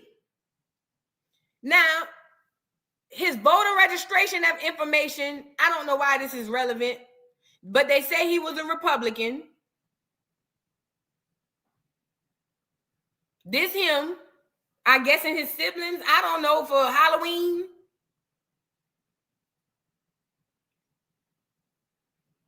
I don't know. This is what they want us to see. Having fun in SLC weekend. We came up here this weekend to see Mikey Sports. See how all the pictures got him with guns? It's setting the story up. So when you say, how's this little white boy the one that killed them? They can say, look at all these photos with guns. But it's a pellet gun. It don't matter. He been shooting since he was 2. They setting up the story.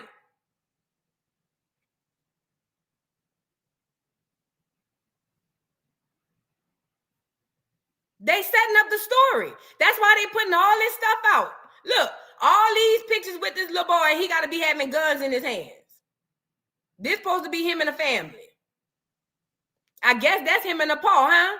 Little thumbhead ass. That's the paw right there who turned him in. Allegedly. Allegedly. Nigga head shaped like a tree stump. This supposed to be him, but this is how they want you to see him.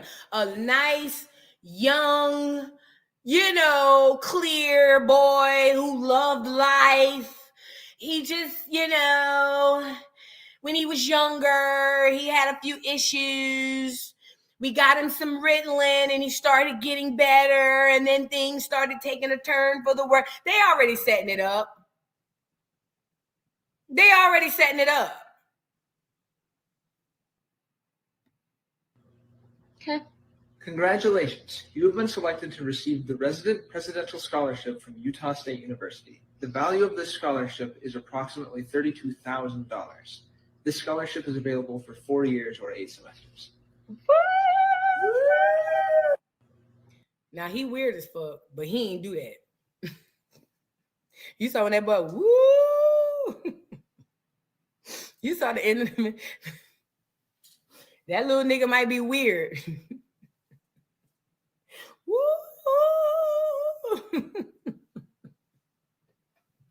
That nigga went, woo! He might be weirder than a bitch, but he ain't do that. You see what I'm saying? He might be weird, but he ain't do that. But that's the stage. Now, Trump came out and spoke. Hold on. Let's get Trump on here. Let's get his urge ass on here. Let's get Trump on here. He had to come out and say what he had to say. But you know, I told y'all the tease Trump give me. Trump give me show up to the funeral so they don't think it was me tease. Trump give me, I set him up. Trump give me, you feel me? Keep your enemies close. Okay? Trump been on a rampage giving all these praises to Charlie Kirk, and I'm over here squinting my eyes. I ain't gonna hold you. I'm over here like this. Trump has been so vocal and so supportive and so, you know, flying the flags at half staff and, you know, making statues and whatnot. And I'm not saying he did nothing. I'm just squinting my eyes. Something might be in him. I don't know. This song's dedicated to my homies in that gangster lean. Head ass. That's the type of tease Trump giving me. Look at Trump. Any updates on the suspect? Yeah. Can I always say, I think, just to protect us all, and so Fox doesn't get sued and we all don't get sued and everything else. But I think with a high degree of certainty, we have him in custody, right? In custody. Everyone did a great job. We worked with the local police, the governor. Everybody did a great job. Any updates on the suspect? Trump said they got the man. They did a good job. They is diligent in solving the case.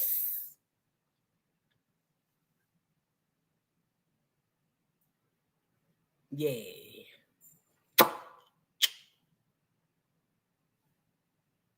Now, I heard that black boy, I was listening to Tariq Nasheed playback this morning, and I got to look into it. They say the black boy who stabbed that lady on the train, that white girl, that Ukrainian girl on the train, they say he had a video or there's audio of him on the phone in jail talking about how they put something in him and that's why he did it or something like that. I have to look into that because that's another option.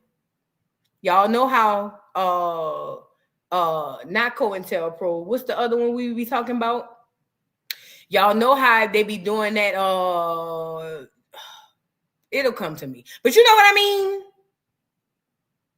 I don't know. Something in the milk ain't clean. MK Ultra. Thank you, Virgo. MK Ultra. Y'all know how they be doing their MK Ultra now. Yeah. Y'all know, when I get in my conspiracy bag, y'all know how they do them MK Ultras now. And I told y'all, they've been put that stuff to activate y'all when they gave y'all them shots. Oh, hello. Let me move on. Hold on. They got something else I want to show y'all though. Hold on. Get the likes up on the video. My boy started cracking. Get the likes up on the video. Get the likes up on the video, please. Please and thank you. Speaking of people, now somebody almost made me cuss. Look at Bernice. Look at Bernice. Now y'all know how I feel about Bernice. Look at Bernice. Look at Bernice. Here come B.A. King. Here she come. Here she come. You can't find the bitch when you need her. But here she come.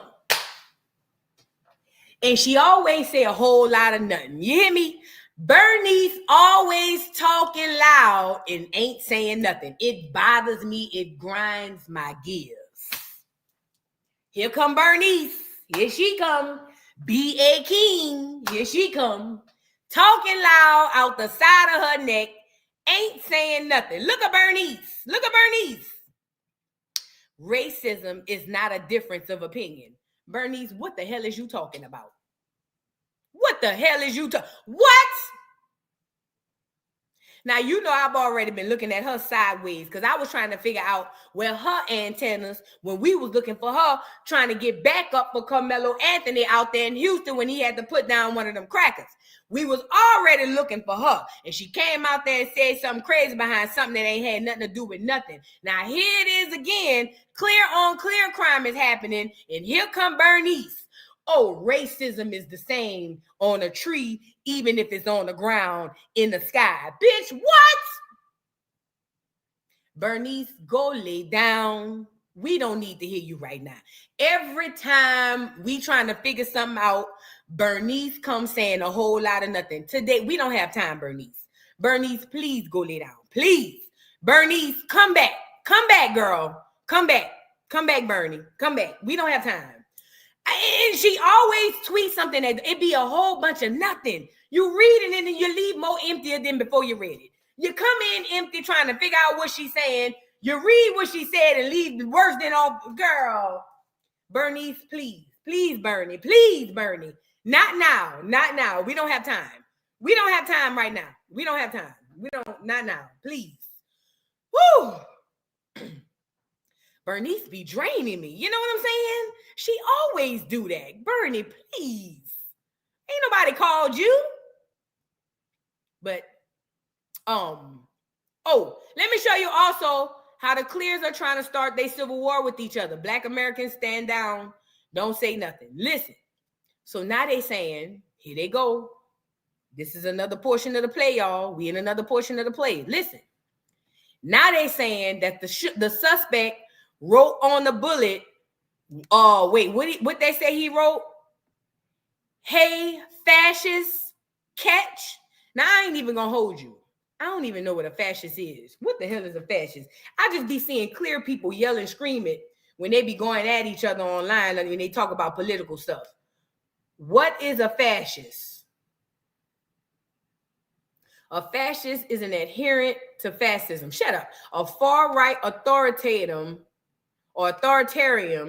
ultra-nationalist political ideology characterized by a dictatorial leader, a centralized government, suppression of opposition, glorification of the military and national identity, and a belief in a natural social hierarchy. Fascists believe the nations or race is a paramount, and individual interests are subordinate to the nation's perceived needs, often involving a violent pursuit of national rebirth or a romanticized golden age of the past. So a fascist is like the opposite of a leftist. That's what I'm getting. What they call the people that be on the left? Liberal. So is a fascist like the opposite of a liberal? I don't know. These Clears come up with so many words. Let's get into the man saying that this is what they put on the bullet. They lying though, y'all. Check it out. Allegedly. Investigators noted inscriptions that had been engraved on casings found with the rifle. Inscriptions on a fired casing read, "Notices, bulges, capital OWO, what's this, question mark." Inscriptions on the 3 unfired casings read, "Hey fascist, exclamation point, catch, exclamation point." Up arrow symbol, right arrow, and symbol, and 3 down arrow symbols. A second unfired casing read. Pause. This is the spark for clear on clear crime. The Clears on the left, they're gonna say that the bullet said, "Hey fascist," whatever, right? Now, the people on the right, the fascist people, whoever they are, they gonna feel played because they already beefing. It's like, think of it as East Coast, West Coast beef. Let's do that. I'm a visual, right? Let's think of this as East Coast, West Coast beef. Let's think of the West Coast is the left side and the East Coast is the right side. Let's do that. Yeah. East Coast, West Coast. So now the West Coast is the liberals or the Democrats, and the East Coast is the Republicans. Now, in this East Coast, West Coast beef, if y'all recall from the 90s, all it took was that one line from Tupac. You think you slick, you fat motherfucker. That's why I fuck your bitch. Get money. And everybody was like, oh! Remember that? Okay. In the East Coast, West Coast beef of the political scene, they saying that the message on the gun where it say, hey, fascists, catch this. What the clears are saying is that's equivalent to Tupac jumping off the window saying, you think you slick, you fat motherfucker. That's why I fuck your bitch. So what the powers that be is doing is putting out the diss track. This is the diss track for the clears to get into it. And remember, if you look at what happened in the East Coast and the West Coast beef, Tupac and Biggie got packed up and put out the paint, right? So that would only mean, if history repeats itself, that the left and the right gonna take each other out. You welcome. Now, that's just a conspiracy theory, but it does help you understand what is happening. The bullet, the whole thing on the bullet, hey, fascists, catch this, that is equivalent to Tupac coming out with his beef against Biggie, saying, you fat motherfucker, that's why I fuck your bitch. That's the same thing. Now, these niggas, these crackers, is about to take each other head off. And this is why it is imperative, that means extremely important, that Black America mind your business. Let them take each other out, God willing. You get it? Now, let's get back into it. Now, that was the first drop. That was the first diss track that he dropped right there. That was for them to get into it with each other. Let's get into it. Oh, Bella Chow, Bella Chow, Bella Chow, Chow, Chow. And a third unfired Casey read, if you read this, you are gay, LMAO. You claim to be a player, but your wife, West Side when we ride, nigga, for life, or whatever he be saying. He just finished the lyrics just now. This is gonna ignite the beef. The politics is in the East Coast versus West Coast beef. Y'all, this time we get to watch it. We don't have to be in it. Could you imagine going to the movies, watching the reenactment of the East Coast, West Coast beef? That's what we about to do. Because they about to tear each other head off. You get it? Get out of that political shit, man. Leave that shit alone. Let them people, let them deal with that. Let them, that between them. All that, hey, for the Black people who want to bleed politics, you will bleed politics. But listen, for the Black Americans who want to bleed politics, listen to me and listen to me good. If you choose that route, you will bleed politics. Let's get back into it. We watching the East Coast, West Coast beef. Investigators noted inscriptions that had been engraved on casings found with the rifle. Inscriptions on a fired casing read, notices, bulges, capital OWO, what's this, question mark. Inscriptions on the 3 unfired casings read, hey fascist, exclamation point, catch, exclamation point. Man, look, it's about to go down. That movie Civil War that we was watching, I don't know how the mayhem is going to spark. And remember, the mayhem is controlled too. They want the mayhem to spark so they can bring in martial law and all that other stuff. But that's a story for another day. But I don't know how the mayhem is going to start. But let me tell you something. When it starts, it's going down. Okay? Down, down, down. Black America, now we are in training. This is our training. We did really well. I want to give a round of applause to those in Black America who went to the couch during this political season. And the reason why I want to give you guys the biggest round of applause is because instinctively you understood that this was not something you needed to give your energy.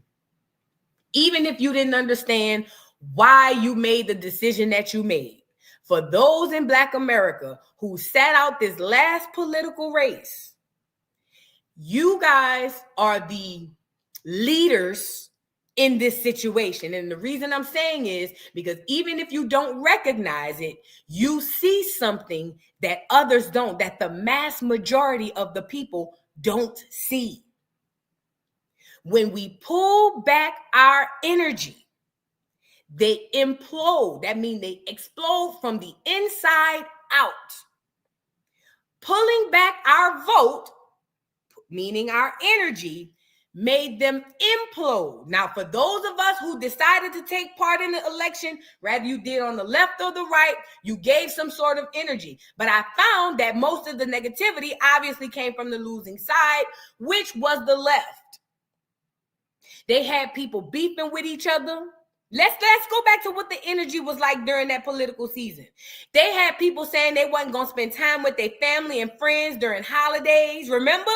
Put a 1 in the chat if you remember y'all quote unquote celebrities getting on here telling y'all not to be amongst your own friends and family because they share different political beliefs. Put a 1 in the chat if you remember that. This was the energy they had you operating under that political climate.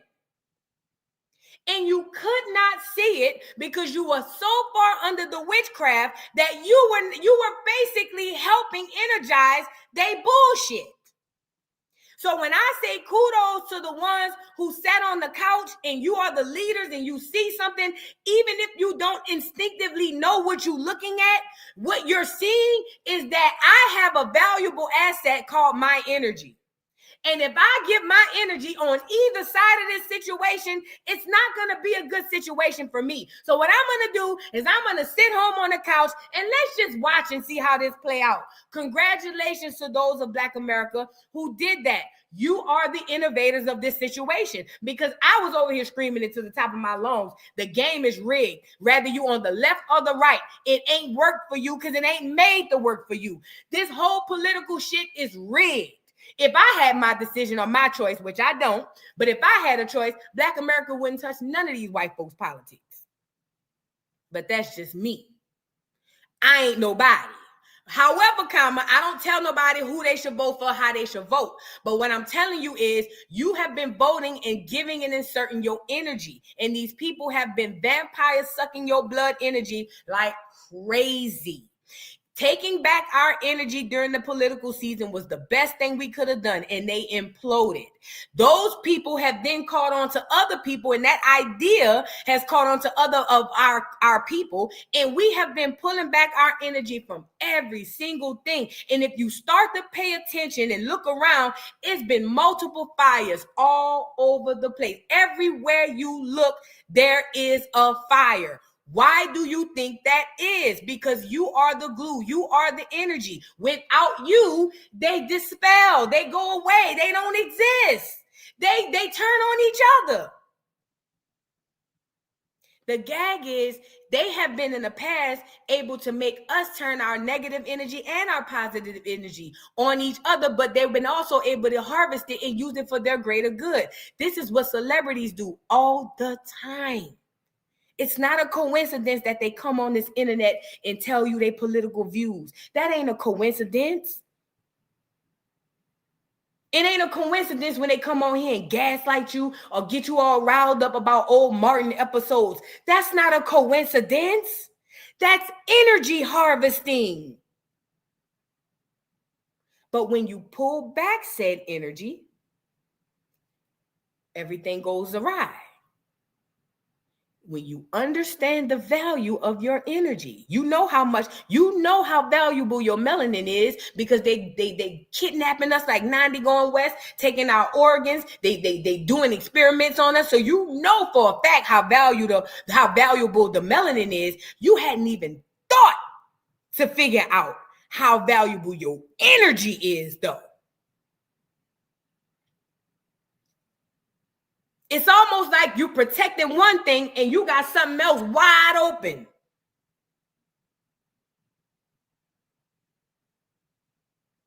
We gonna get there, though. We gonna get there. Pull back your energy. Let them do what they gotta do. That ain't got nothing to do with us.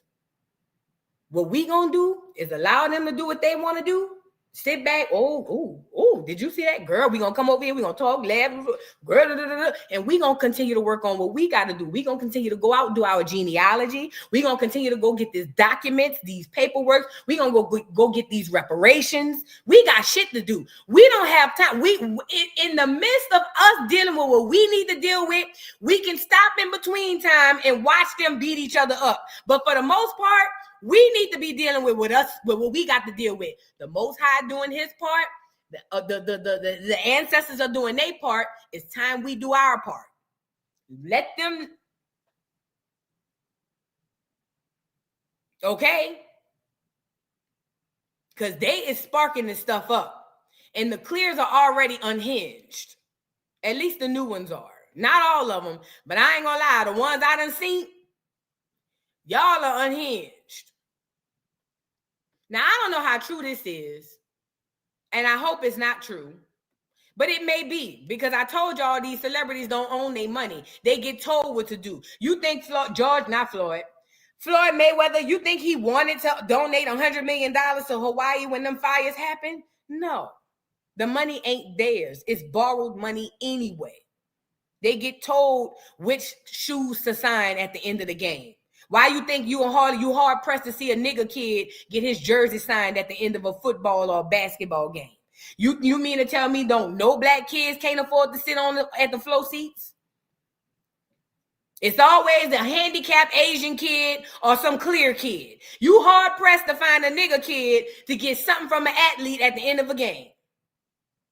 That's done by design. Now, I don't know if this is true, but if it is true, it makes sense, because this is all a game, and these folks got to do what the powers that be who pay them do. They got to do what they tell them to do. I'm sorry.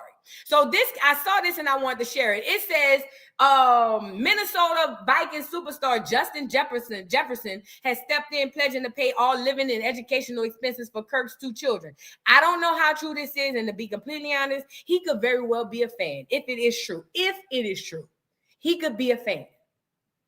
But this is all a part of this theater that I was telling you about. Showing us, giving empathy and sympathy to everybody except us. Showing us going out of our way to make sure that everybody's taken care of and make sure that everybody's good except us. This is why your favorite celebrities can donate all this money to Africa, all this money to white folks. But whenever it's come down to donating to us, they can't do it. Now, again, I don't know if this is true. This could just be clickbait. So please, don't take this as fact. Do your research. You know what I mean? But if it is true, it will fall right in line with the theater, okay? It will fall right in line with the theater. It's things like this that keeps you from having the empathy that they want you to have for the white boy. It keeps you from having that empathy for yourself. It's things like this, okay?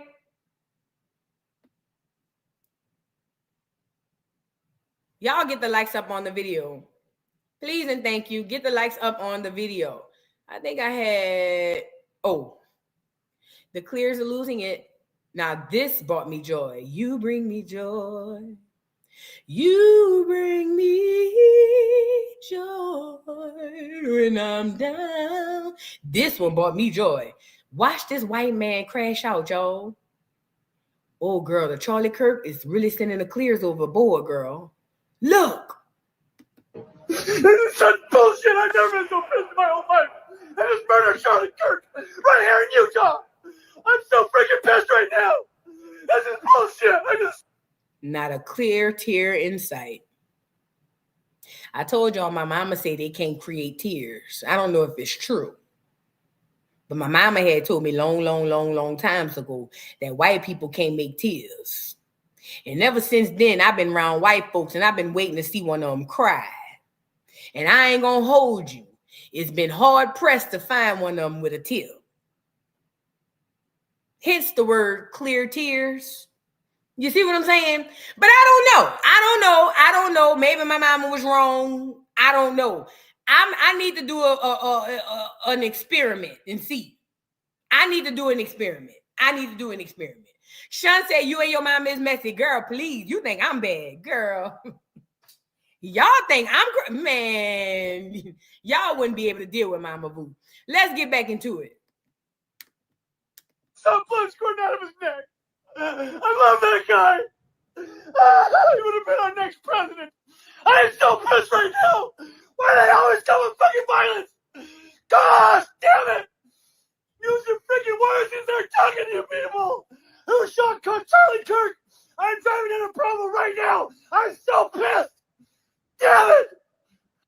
This is such bullshit. I've never been so pissed in my whole life.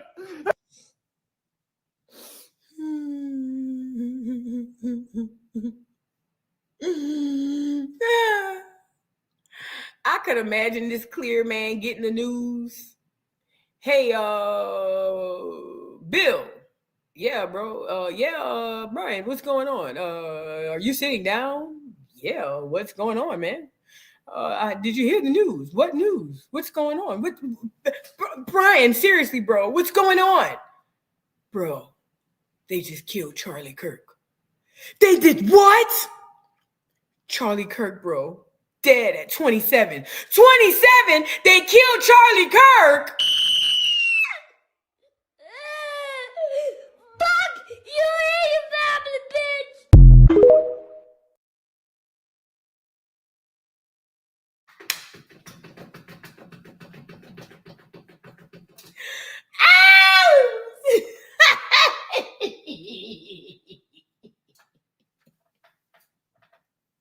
My bad, dude. But yeah, the man is going through it. I think he might need to talk to somebody. Yeah, this is what they want. Listen, they want a clear like him from the left to get this mad.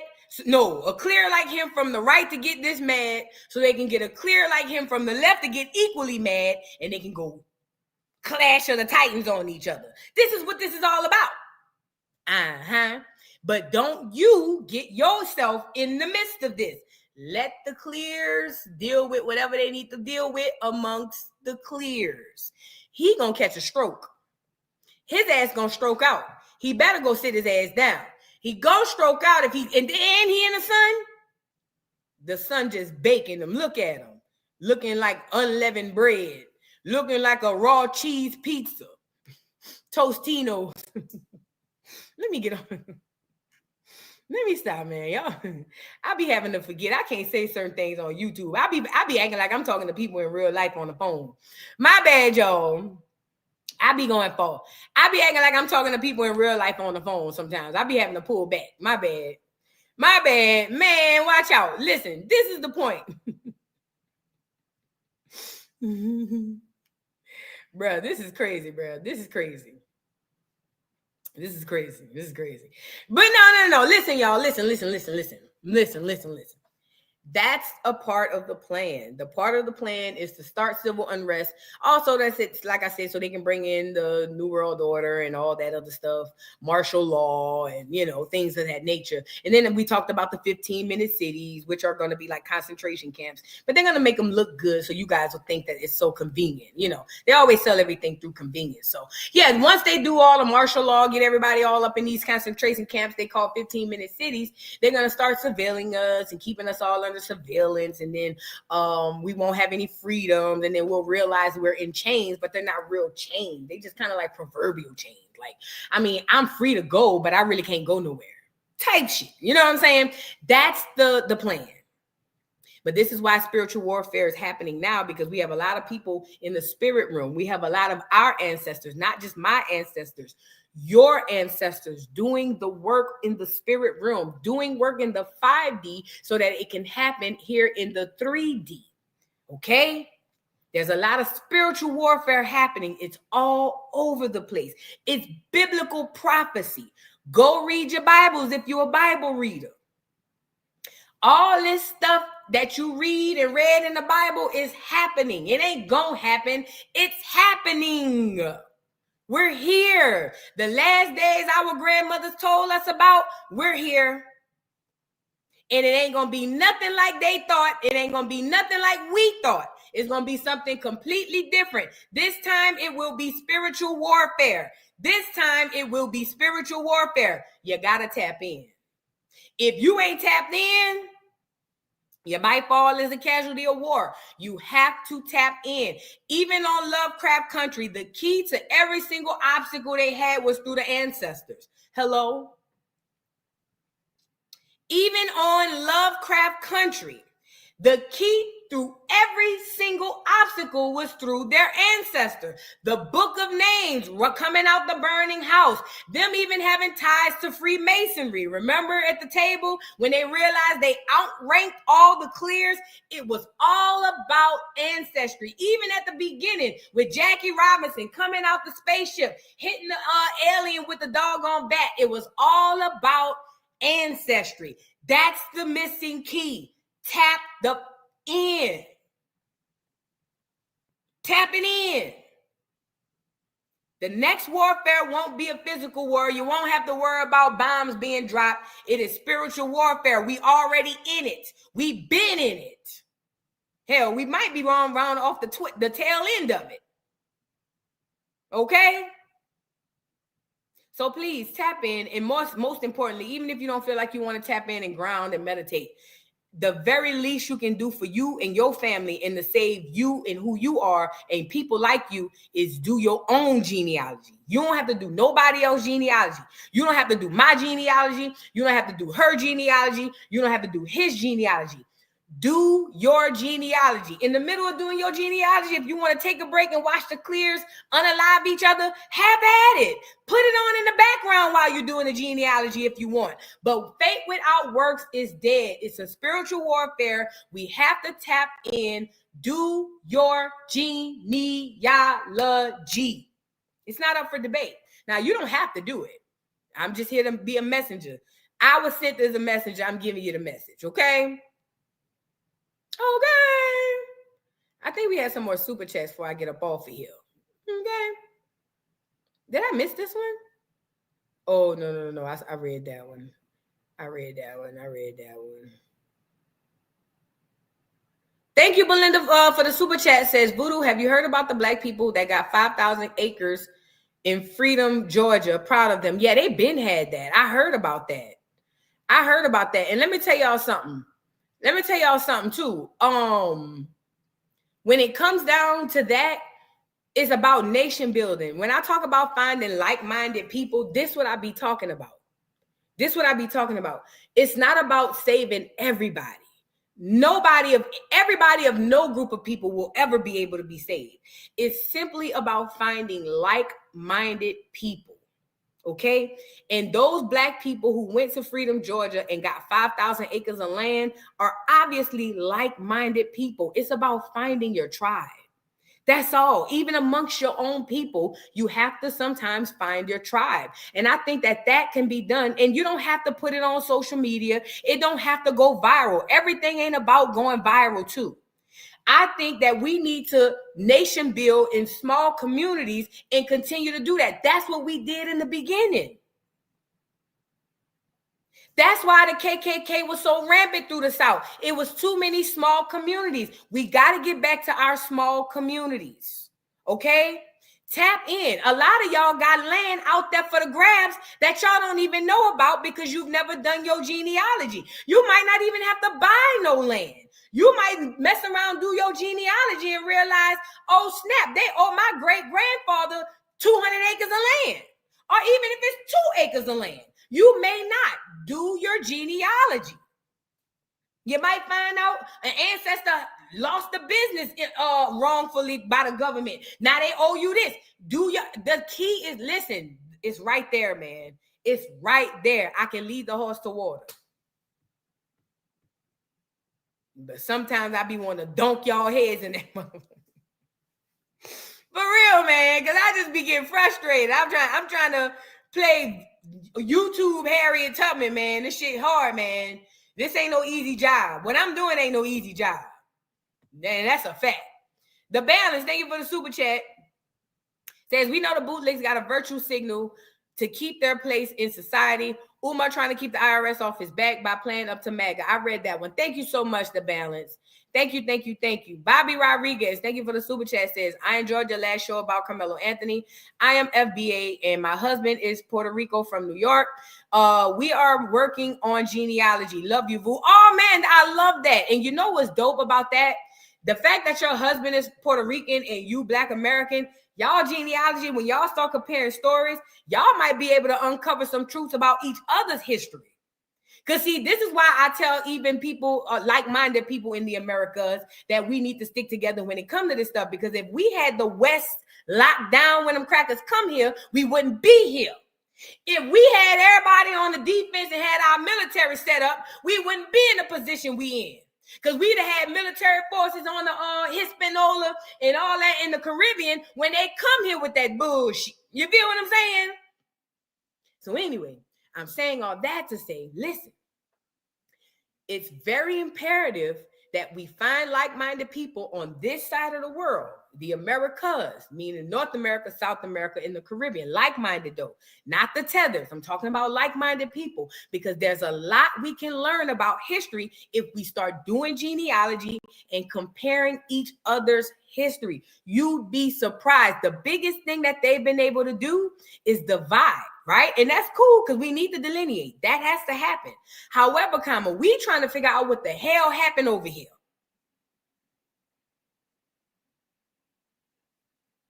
We got to start doing this genealogy and comparing these stories. That's how that Irish, not Irish, yeah, the Black Irish or the Black, yeah, whoever the Black people or the Black Scottish people. Remember, he even said something that sparked my interest about American history. We got to start sharing these stories. Thank you for the super chat, though. The Balance, thank you for the super chat, says Candace said yesterday that he started to change his mind on the OJ, and then boom, he bought MAGA, the young people. They can't afford to lose him. And you know, Trump made mention that he had the hearts of the young people. I think that's why they took him out. He was too influential to the clears, not to us, to the clears. But yeah. And Candace, I seen her over there fake crying. Shut your crazy ass up, Candace. Oh my God. I recall Charlie and I. One time he had never heard any hip hop at once, never. And I told him, oh my God, Charlie, you have to listen to hip hop. You have to just listen to Kanye. And he listened to Power. And then one day he called me and he's in the background and he's just like, hey, Candace, take a listen. And all I heard was no one man should have all that power. And I just knew Charlie was a good, shut your crazy ass up, Candace. Shut up. Nigga don't want to hear all that ugly ass shit. Shut up. Now, I'll be backing these niggas up off you. But shut up. Nigga don't want to hear them stale ass stories between you and no goddamn Charlie Kirk. Nigga don't want to hear that. Oh, Charlie and I, one day we'd sit down and we'd roast marshmallows and we'd listen to a little bit of Kid Cudi. Shut your crazy ass up. Did you have the baby? Shit. When you have the baby. Shut up, Candace.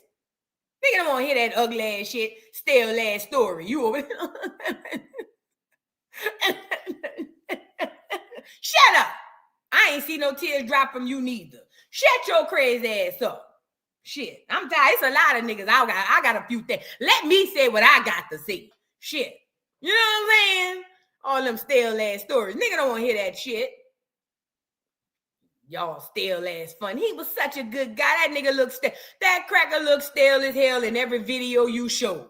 He looked like he didn't know what genuine happiness looked like. He looked like a goddamn AI NPC. I don't want to hear that talking about y'all had fun. It didn't even look like y'all had fun. I watched the video clips you put out. It didn't look like no fun was around y'all. I seen that. Then it was about a 20-minute clip on Hollywood Unlocked. Jason Lee, count your days. Stop putting that ugly ass shit up there. We don't want to see that. Shit. Girl, Candace drove me crazy when I seen that this morning. Girl, that made me mad. I was brushing my teeth almost through my phone. I seen that. You feel what I'm saying? Candace on here with all that ugly ass shit. Girl, get your ugly ass from off here, Candace. Shit.